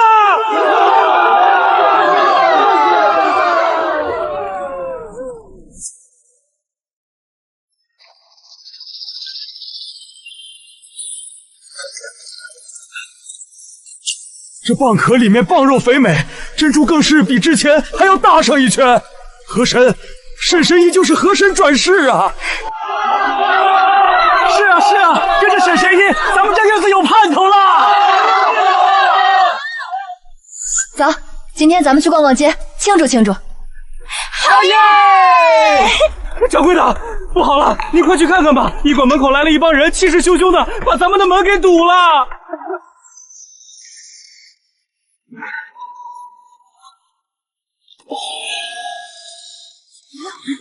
而且这是什么情况？我也不知道。州府药王孙百草道也，听说这小小县城还有人也敢称神医。我说是谁？原来隔壁监视的孙药生。不知孙药生大驾光临我这小小的医馆，有何贵干？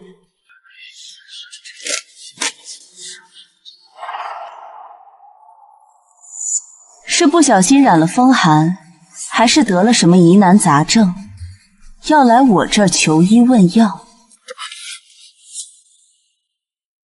我来是听说清河县出了个了不得的神医，还能起死回生。我孙百草行医30，倒要看看是何方神令，敢在我面前玩这种装神弄鬼的马事。是不是把戏？清河县的百姓自有公论。孙药王远道而来，堵在我医馆门口，究竟意欲何为？不妨直说。好，快人快语！孙百草平生最看不惯就是你们这种靠着1、2个偏方就敢自称神医的江湖骗子。我今日来要当着全县人的面揭穿你的真面目。我也不欺负，这是我州府百草堂总店旁边的一间铺子，价值1000金。这张是我孙家赖以成名的玉之续骨膏秘方。你若敢与我公开比试3场，赢了我，这2样东西拱手奉上。输了，连姚记的招牌和你都给我滚出清河县，别再踏足医药半步！孙药王不愧是药王，太有实力了，黄金地位的铺子直接拿来当赌注。那是自然，我的实力大家都看着。州府的铺子，这倒是个打入州府市场的好机会，还能省去我不少开店的银钱。不过他既然敢公开挑战，3场比试定是凶险万分。他想踩着我的名声更上一层楼，我偏要利用这个机会反将他一招。彩头不错，只是这赌局似乎不太公平。哦，怎么不公平？你赢了，我身败名裂，滚出清河县；我赢了，只得你一间铺子1张方子。我姚记医馆如今的价值，孙药是不会算不清楚的。哈哈哈！好个不知天高地厚的小丫头，竟敢跟我讨价还价！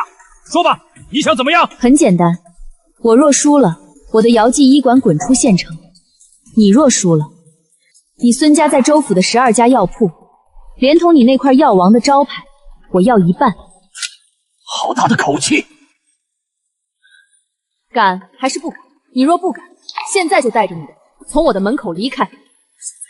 你当众承认我怕了这个小丫头。好，我跟你赌，明日午时，天香楼广场，当着全县人的面公开比试，我看到时候你还怎么狂！姐姐，你太冲动了，万一……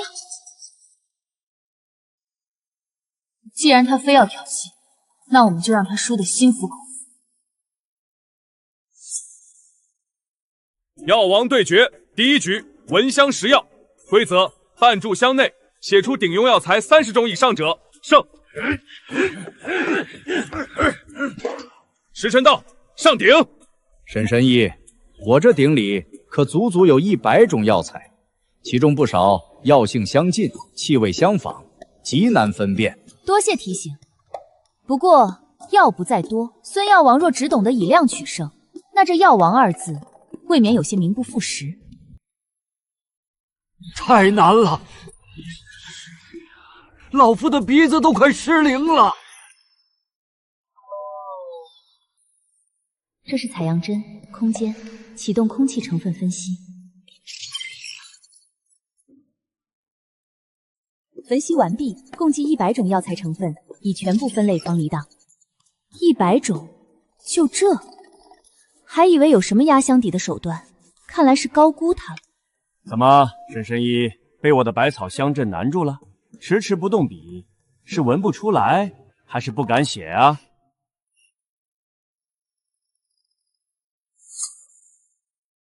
哈哈哈哈！裁判大人，宣布吧！看来我孙百草今日赢定了。完了，姐姐输了。100种，1种不差，全部正确。不可能，这绝对不可能！这100种药材里有数种气味极为相似，绝无可能全部分辨。你一个乡下丫头，怎么可能全部认出？孙药王，自己做不到，就认为别人也做不到。你这药王的名号，还真是名副其实的坐井观天。药王对决第1局，沈瑶胜。半个时辰后，开始第2局比试。比试题目：起死回生。此乃千年铁树，早已断绝生机。规则：1日之内，谁能让其焕发生机，哪怕只是一片新叶，便算获胜。让枯死的树活过来，这怎么可能啊！哈哈哈哈哈哈！起死回生，让枯木重生。好，这正是我孙家的独门绝技。此乃我孙家珍藏的千年雪山参王。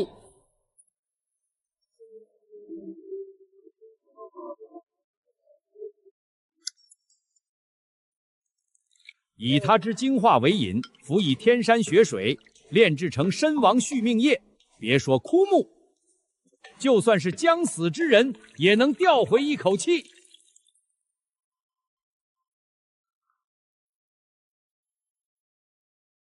去，取一盆草木灰，再打1桶清水来，最寻常的即可。草木灰，清水。哈哈哈哈哈！沈瑶，你这是黔驴技穷了吗？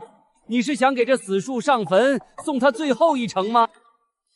你有你的法子，我有我的办法，孰高孰低，明日自见分晓。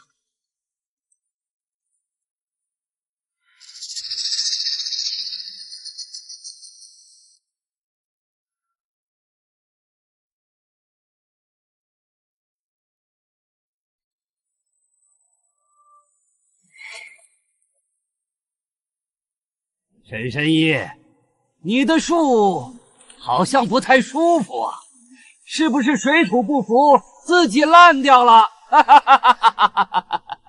怎么会这样？姐姐，我们输了。沈神医的树已经腐朽成这样了，看来沈神医这一局要输了。是啊，沈神医，算了吧，那树都烂了。怎么可能还活啊？输给孙药王不丢人，别硬撑了。孙药王，你真的以为你赢了吗？事实摆在眼前，由不得你狡辩。事实就是，你那神仙水不过是些糊弄外行的障眼法，催生一点绿意已经是他的极限，而我要让他起死回生。真正的生机是破而后立。今日我就让你们看看，什么才是真正的医道。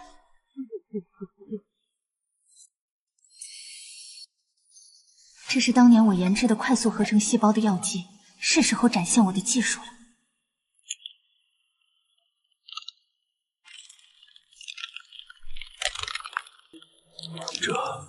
这是……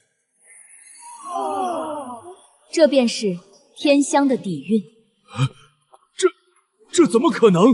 是药仙下凡了，神迹呀！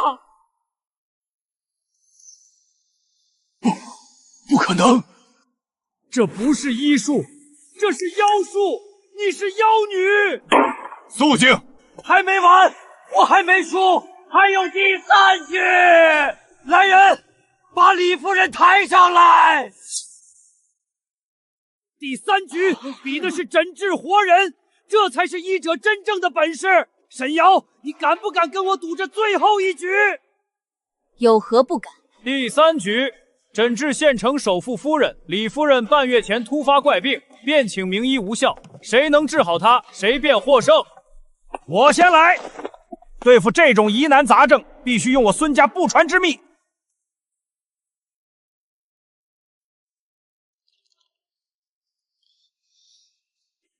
哦，不愧是孙药王啊，一出手见效了。沈神医，该你了。不过我看也不需要你出手了，夫人的病我已经治好了。不对，他汤里的药材虽然至阳，但配伍杂乱，根本不可能有此奇效。除非这汤只是个引子。奇怪，两种截然相反的症状同时出现，绝非普通疾病。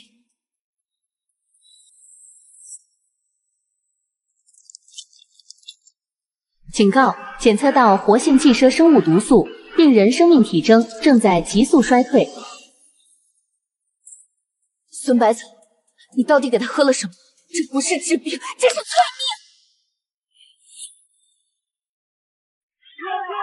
命！一派胡言！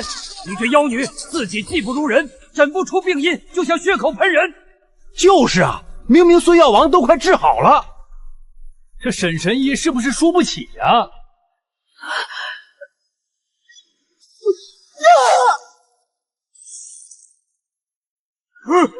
怎么李夫人比刚才还严重了许多？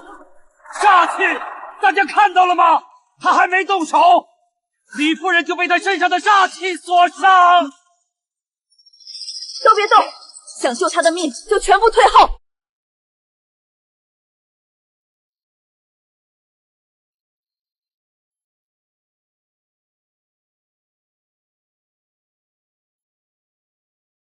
你们说这是煞气，那我就让你们亲眼看看这煞气到底长什么样子。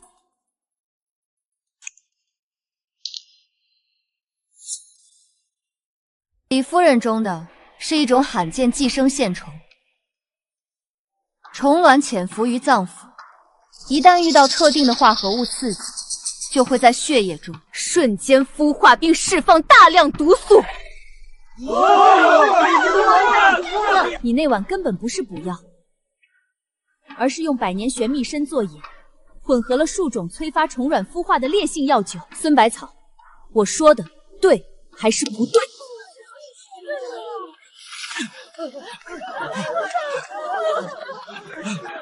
是他，是他血口喷人，她是妖女。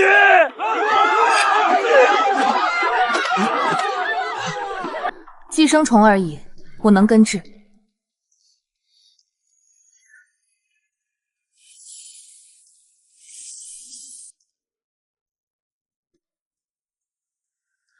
醒了，夫人醒了。多谢神医救命之恩，此等神迹真是让我叹为观止。不，我的铺子，我的秘方，全是我的。来人，将其打入死牢，听候发落。放开我！我没输，沈瑶是妖女，她是妖女。药王对决，沈神医3局全胜，以赌约孙百草所有赌注尽归沈神医所有。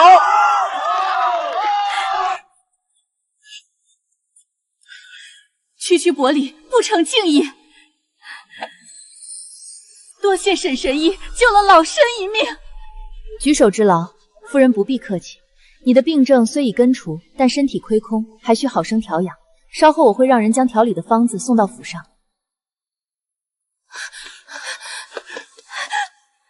太好了，姐姐，赢了，我们赢了！姐姐，以后没人能小瞧我们了。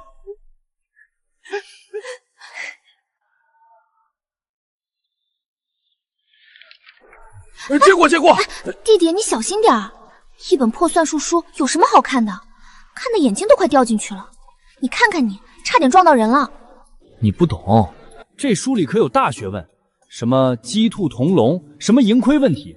我昨天就用这里面的法子，把咱们库房上个月的账重新算了一遍，发现钱掌柜多算了2两银子的损耗。你那才省几个钱。我前几天去布庄给作坊的姐妹们定做工服，那老板一开始要价300文一匹布，我先说他布料有瑕疵，又说我们一次性订的多，最后硬是让他给我算成250文一匹。里里外外，我可是给姐姐省了好几十两银子呢。快让开！快让开！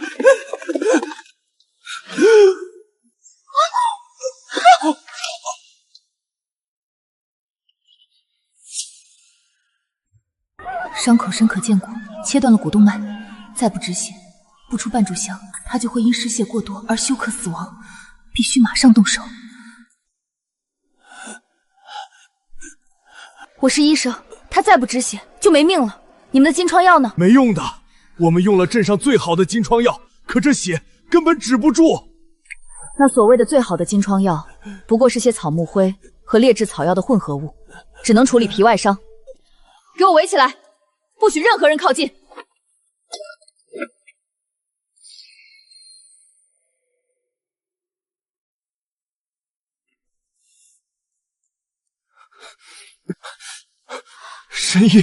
神医救命之恩，大兄弟客气。为何你的伤拖了这么久才治？神医有所不知，西北那边缺止血药，我这次回来便是运药，谁知路上伤口便开始止不住血。无数像我一样的士兵，不是死于敌人的刀下，就是死于流血不止的残酷现实。凝血速度太慢，粉末纯度也不够，上了战场根本救不了命。而且，姐姐已经好几天没睡觉了，她到底在做什么？我听姐姐说，她在尝试研制一种能大规模生产的止血粉，想送到边关去。问题到底出在哪里？配方已经是最优的了，无论是三七、白蚁还是龙骨，都达到了古代草药的极限。难道是制作过程出了问题？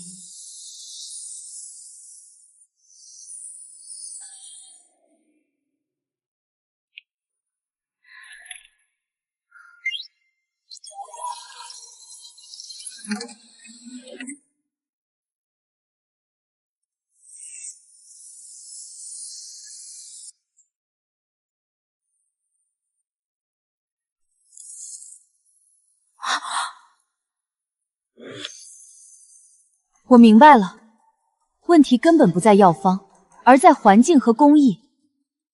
古代的制药环境潮湿多菌，药粉在制作过程中就已经被污染，草药中的有效成分必须经过高精度提纯，才能发挥最大效益。可是，空间虽然能造出完美的样品，却无法进行大规模生产。没有条件就创造条件，我沈瑶就在这个时代给他造出来。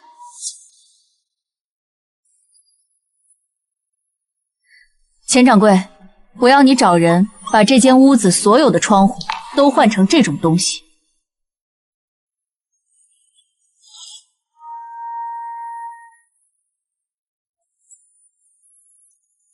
天哪！老朽做了一辈子活计，从未见过如此通透、如此巨大的琉璃，这简直是神物啊！神医，这得花多少钱啊？这可是我将医疗空间的柜子门卸下来的钢化玻璃，秘方暂不外传。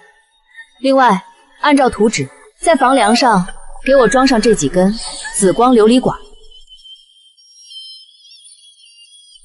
此物名为驱邪紫光，能驱散空气中所有肉眼看不见的秽物和病菌，是我这间药房的核心。记住，安装时务必小心，不可有丝毫损伤。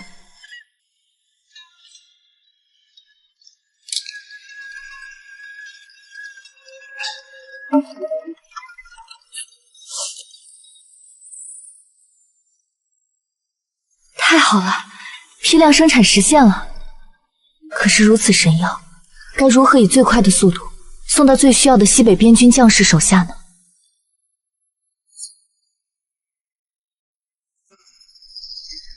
钱掌柜，这里是第一批止血药粉，共计300瓶。我不求任何回报，只求您能用最快的速度，通过您的渠道，将他们送到最需要他们的西北前线。沈神医，你这可是破天的功劳啊！就这么分文不取？我是个商人，但首先我是个医生，救死扶伤是我的本分。国之将士为我们流血，我为他们止血，天经地义。沈神医高义，刘某佩服。您放心，这批神药一定会亲自送到王大将军手上。有劳。废物，一群废物！我大国的勇士，不是死在敌人刀下，就是活活流血流死的。朝廷每年拨给你们的军饷，都为了狗吗？王将军，沈神医神药在此。不会又是哪个江湖郎中来骗钱的吧？用他的药，先试一试。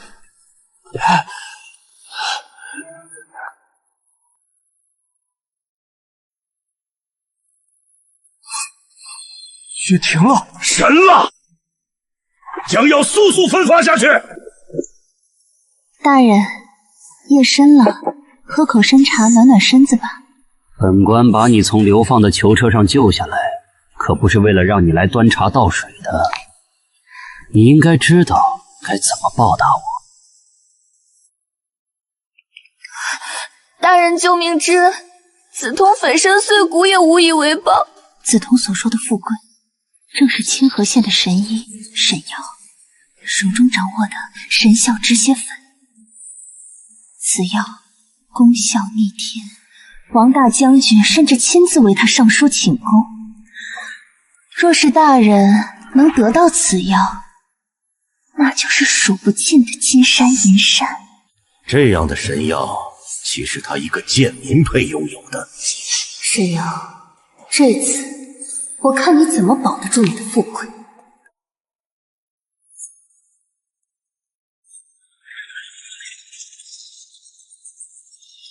谁是沈瑶？知州大人有令，宣他即刻觐见。我就是。不知大人驾到，有何贵干？呵呵，你就是沈瑶，倒有几分姿色。知州大人听闻你献药有功，特派本官前来嘉奖。这是知州大人赏你的。不过大人也说了，这神效止血粉乃国之重器，放在你一个民间女子手中，终究不妥吧？为策万全，大人决定由官府出面，统一管理，并生产此药。你即刻将药方完整的献上来吧。此药我也已与西北军方约定，只为他们专攻，不做他抢。多谢大人嘉奖，但这药方是我沈家安身立命之本，恕难从命。他们分明是来抢我们药方的！别乱说话！大胆！沈瑶，你可知你在跟谁说话？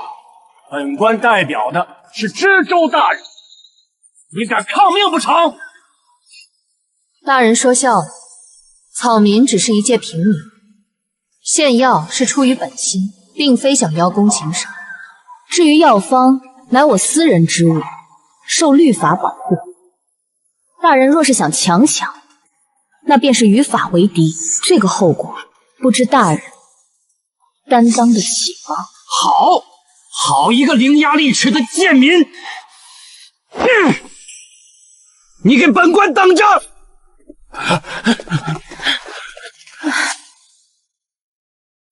岂有此理！岂有此理！一个乡野村姑竟敢如此顶撞本官，还敢拿法来压我！刘县尉，你就是这么治理清河县的吗？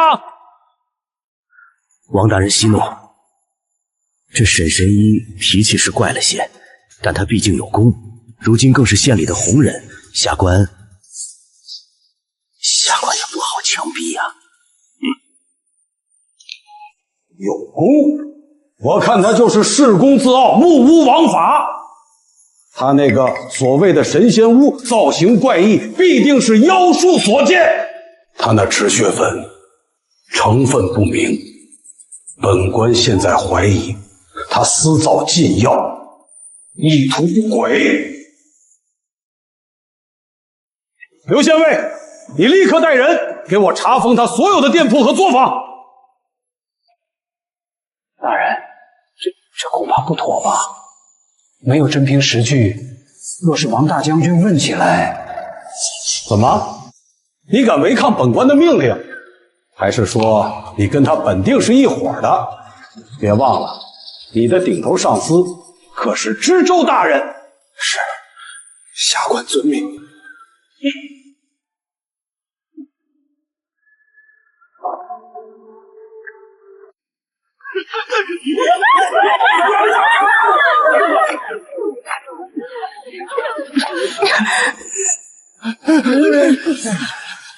你们凭什么查封沈神医的医馆？沈神医是我们的救命恩人！有罪有天阳！对，没有沈神医，我们全村人早就死在瘟疫里了。你们不分青红皂白，还有没有王法啦？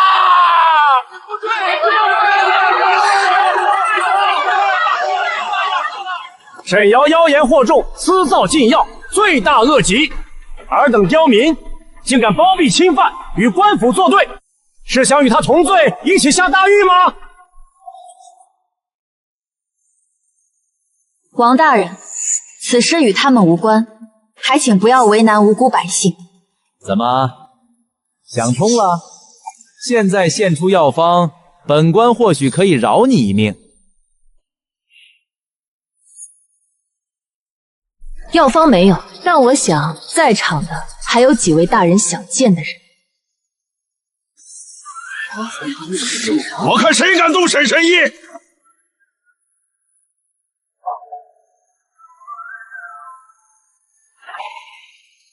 王主簿，我倒想问问你这是何意？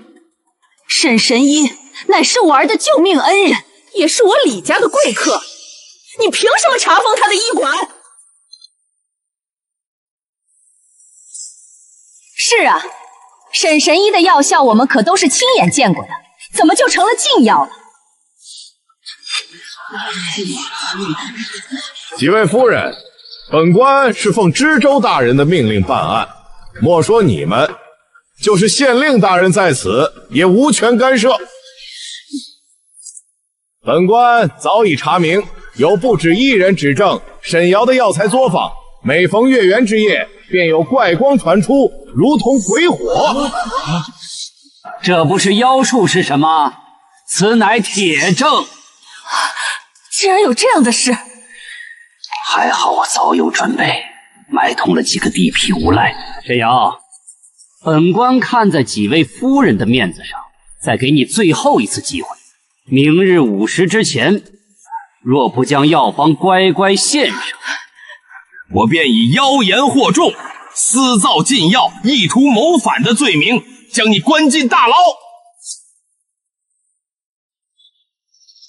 沈神医，要不我们还是把药方交出去吧？那王主簿不就是个疯子？钱掌柜，你以为我交了药方，他就会放过我们吗？他只会把我们全家灭口，然后将功劳据为己有。楠儿、宁宁，听姐姐说，如果姐姐出了意外，你们就拿着这个去找钱掌柜，他会安顿好你们。答应我，无论发生什么，都要好好活下去。等会儿用飞鸽将这个带给大将军。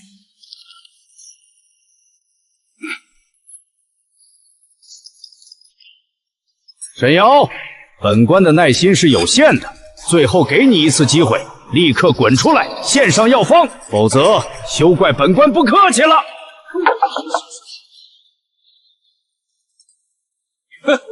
怎么想通了？药方呢？王大人，你好像搞错了一件事，药方你拿不走，但是这医馆和作坊我可以送给你。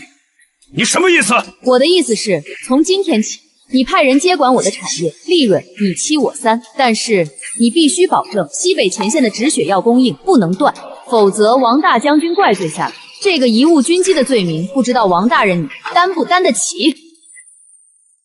反了！反了！一个贱民竟敢如此辱我！敬酒不吃吃罚酒，本官今天就让你知道什么是法！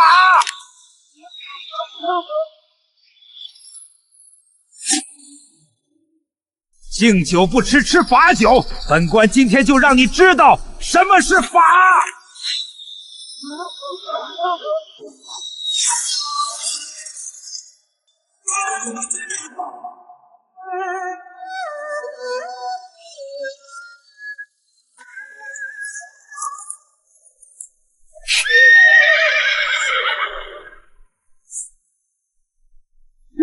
你是什么人？光天化日之下，竟敢在县城纵马，还敢攻击朝廷命官！来人，来人，给我拿下！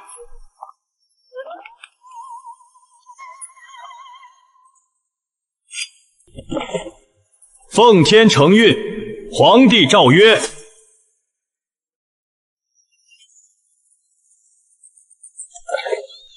奉天承运，皇帝诏曰：资查西北战事焦灼，皆因伤兵10之8九，死于流血不止。幸有清河县验女子沈瑶，深明大义，心怀家国，于国难之际，献上神效止血粉，救我西北边军数万将士于危难，使我大周大获全胜。天哪！我听到了什么？沈神医的药救了将士，此乃不世之功，功在社稷，利在千秋。朕心甚慰，特此册封沈瑶为护国湘军，10亿300户，赐金1000两，绸缎100匹。其名下所有产业皆受朝廷庇佑，任何人不得侵占，其人身安全由新封威武大将军萧山全权护卫。敢有伤之者，视同谋逆，钦此。完了，沈瑶现在的靠山可是陛下，我惹毛了他，哪有我的好果子吃？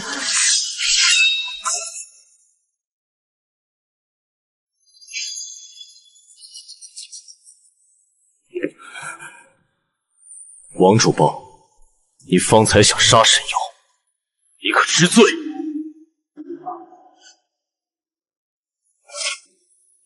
将军饶命！下官知罪，下官永远不识泰山，下官再也不敢了。都是知州大人逼我这么做的。很好，你还知道是奉了知州之命，把我们的仁政带上了。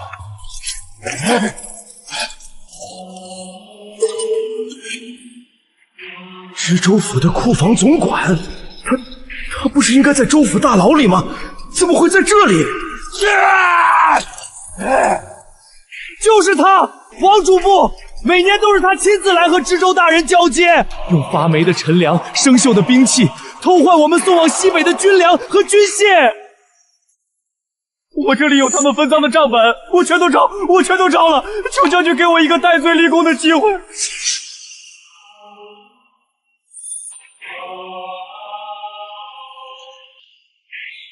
奉天承运，皇帝密旨，彻查地方官员贪墨军饷、动摇国本一案。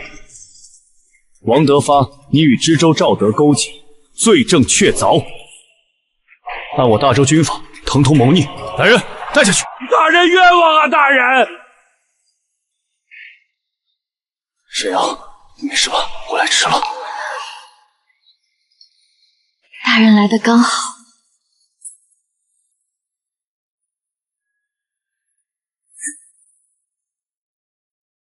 传我将令，即刻起，全城戒严，封锁所有出城要道，一只信鸽都不许飞出去。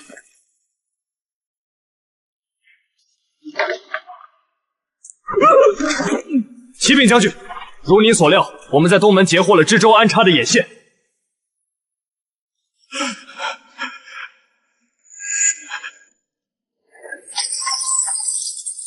我给你一个活命的机会，你立刻出城，快马加鞭的去见知州，就告诉他，王主不虽死，但揭露他所有罪证的关键黑账，就在药剂医馆。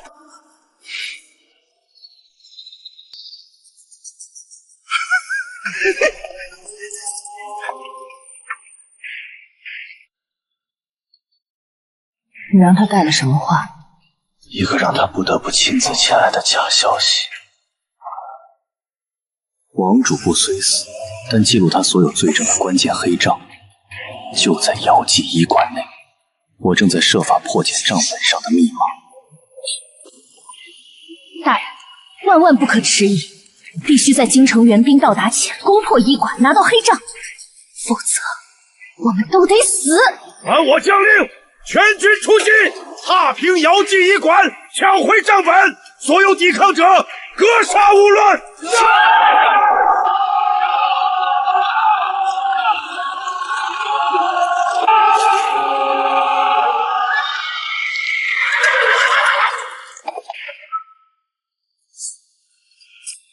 好久不见，方子彤。居然是你！叛党知州赵德及其同伙方子彤全部拿下！从被栽赃陷害，再到智斗知州，他自始至终都没有流露出一丝一毫的软弱。这不可能！这种闻所未闻的建筑，他到底是怎么做到的？怎么，大将军被吓到了？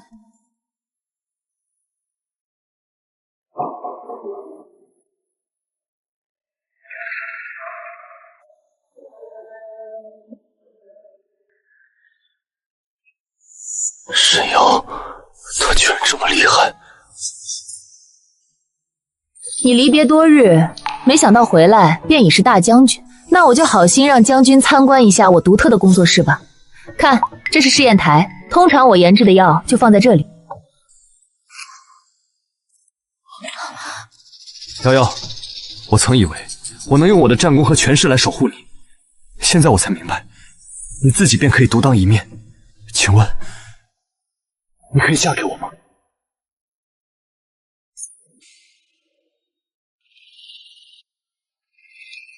杵在那儿干什么？过来，帮我把那个有金钉点上。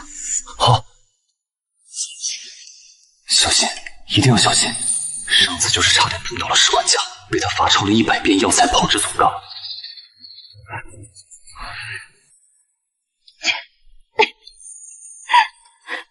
好了好了，大将军，我的实验室很安全，没有敌人。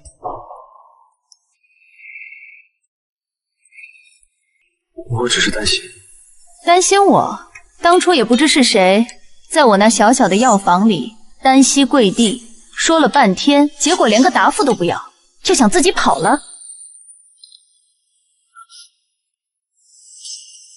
你的意思是，你答应了？太好了，瑶瑶，你答应了，我们成亲，我明天就上奏陛下，让他给我们赐婚。好了好了，快放我下来，我新掉的药剂快好了。不放，这辈子都不放。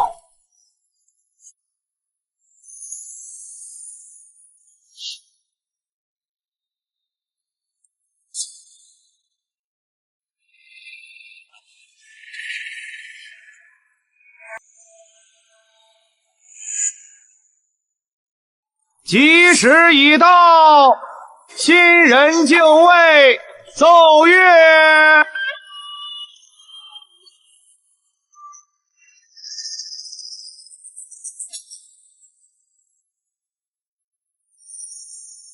一拜天地，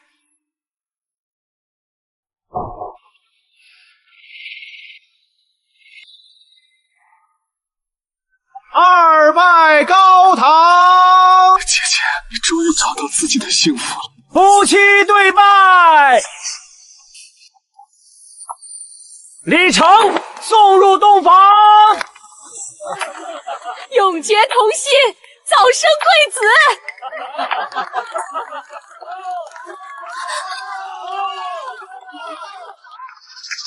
萧山，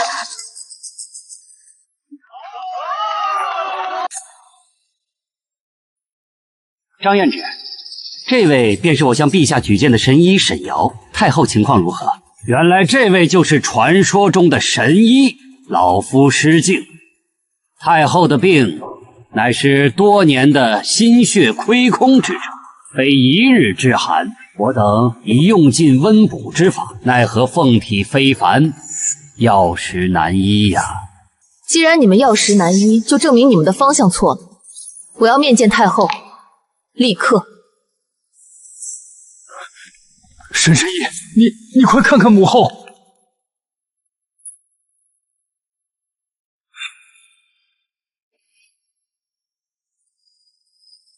陛下，太后并非旧疾复发，她是中了毒，一种长期的慢性混合在日常熏香里的毒。一派胡言，血口喷人！宫中所有熏香都经过太医院和我亲自检验，层层把关，绝无可能有毒。你这是在质疑整个太医院，是在动摇国本。是吗？张院士如此激动，是怕我查出什么，还是在心虚什么？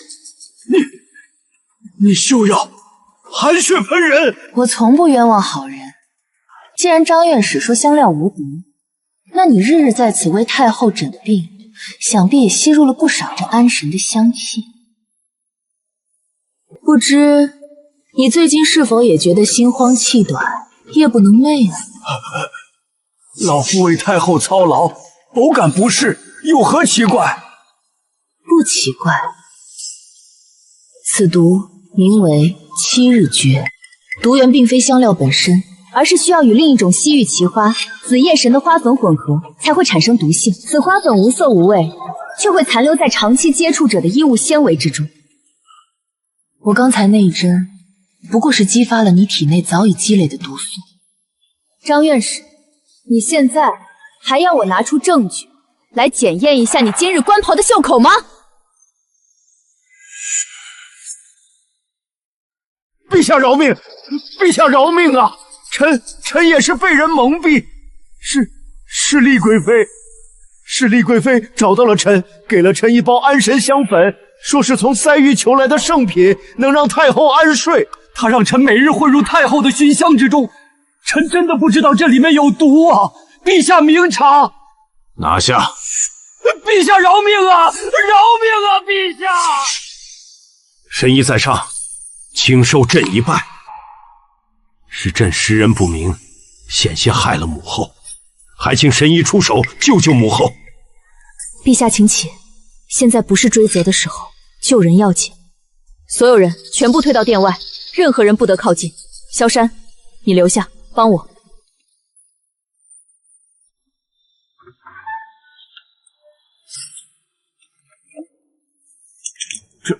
这是何物？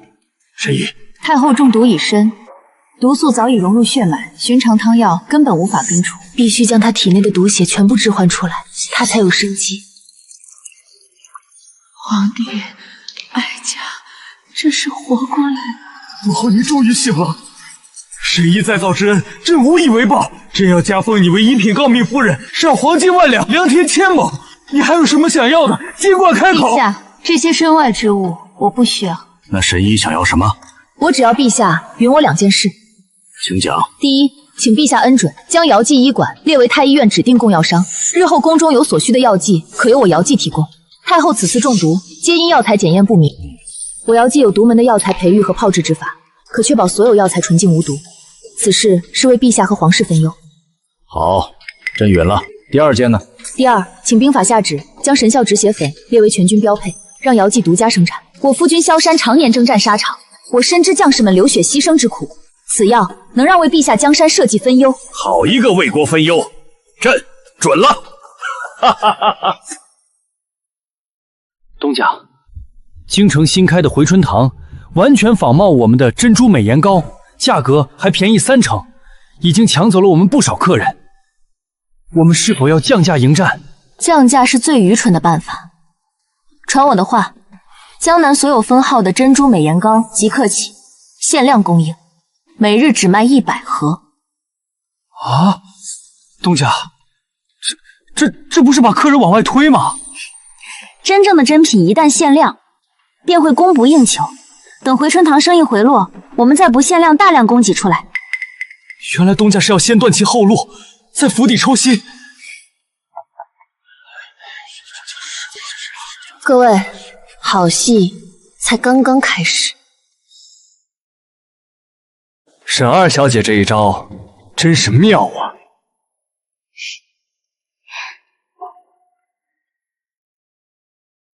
荒唐！国子监乃是圣人门庭，岂能接受商贾的铜臭之物？再者，你姚记要资助的，竟是些连字都认不全的寒门草民，简直是有辱斯文。老师，若医术只为富人服务，那便不是济世，而是生意。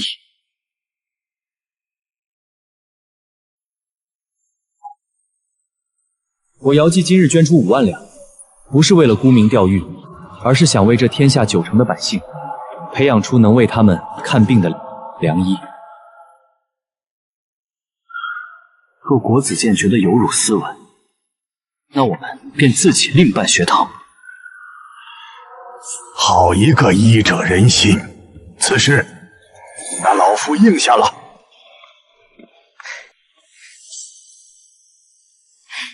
事情都解决了，走，去跟姐姐说说。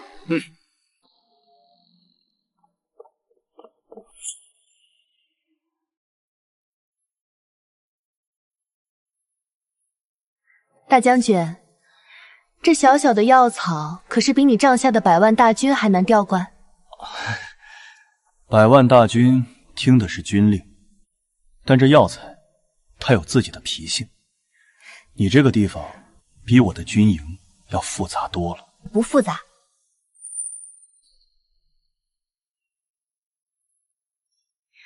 你看，你只要顺着它的经络让它舒展开，它就很听话了。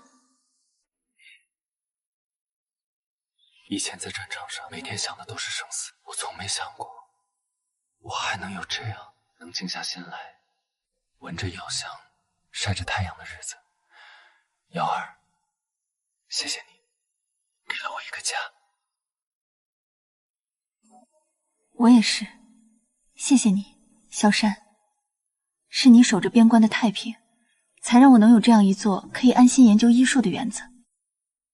你守着大家，我守着我们的小家。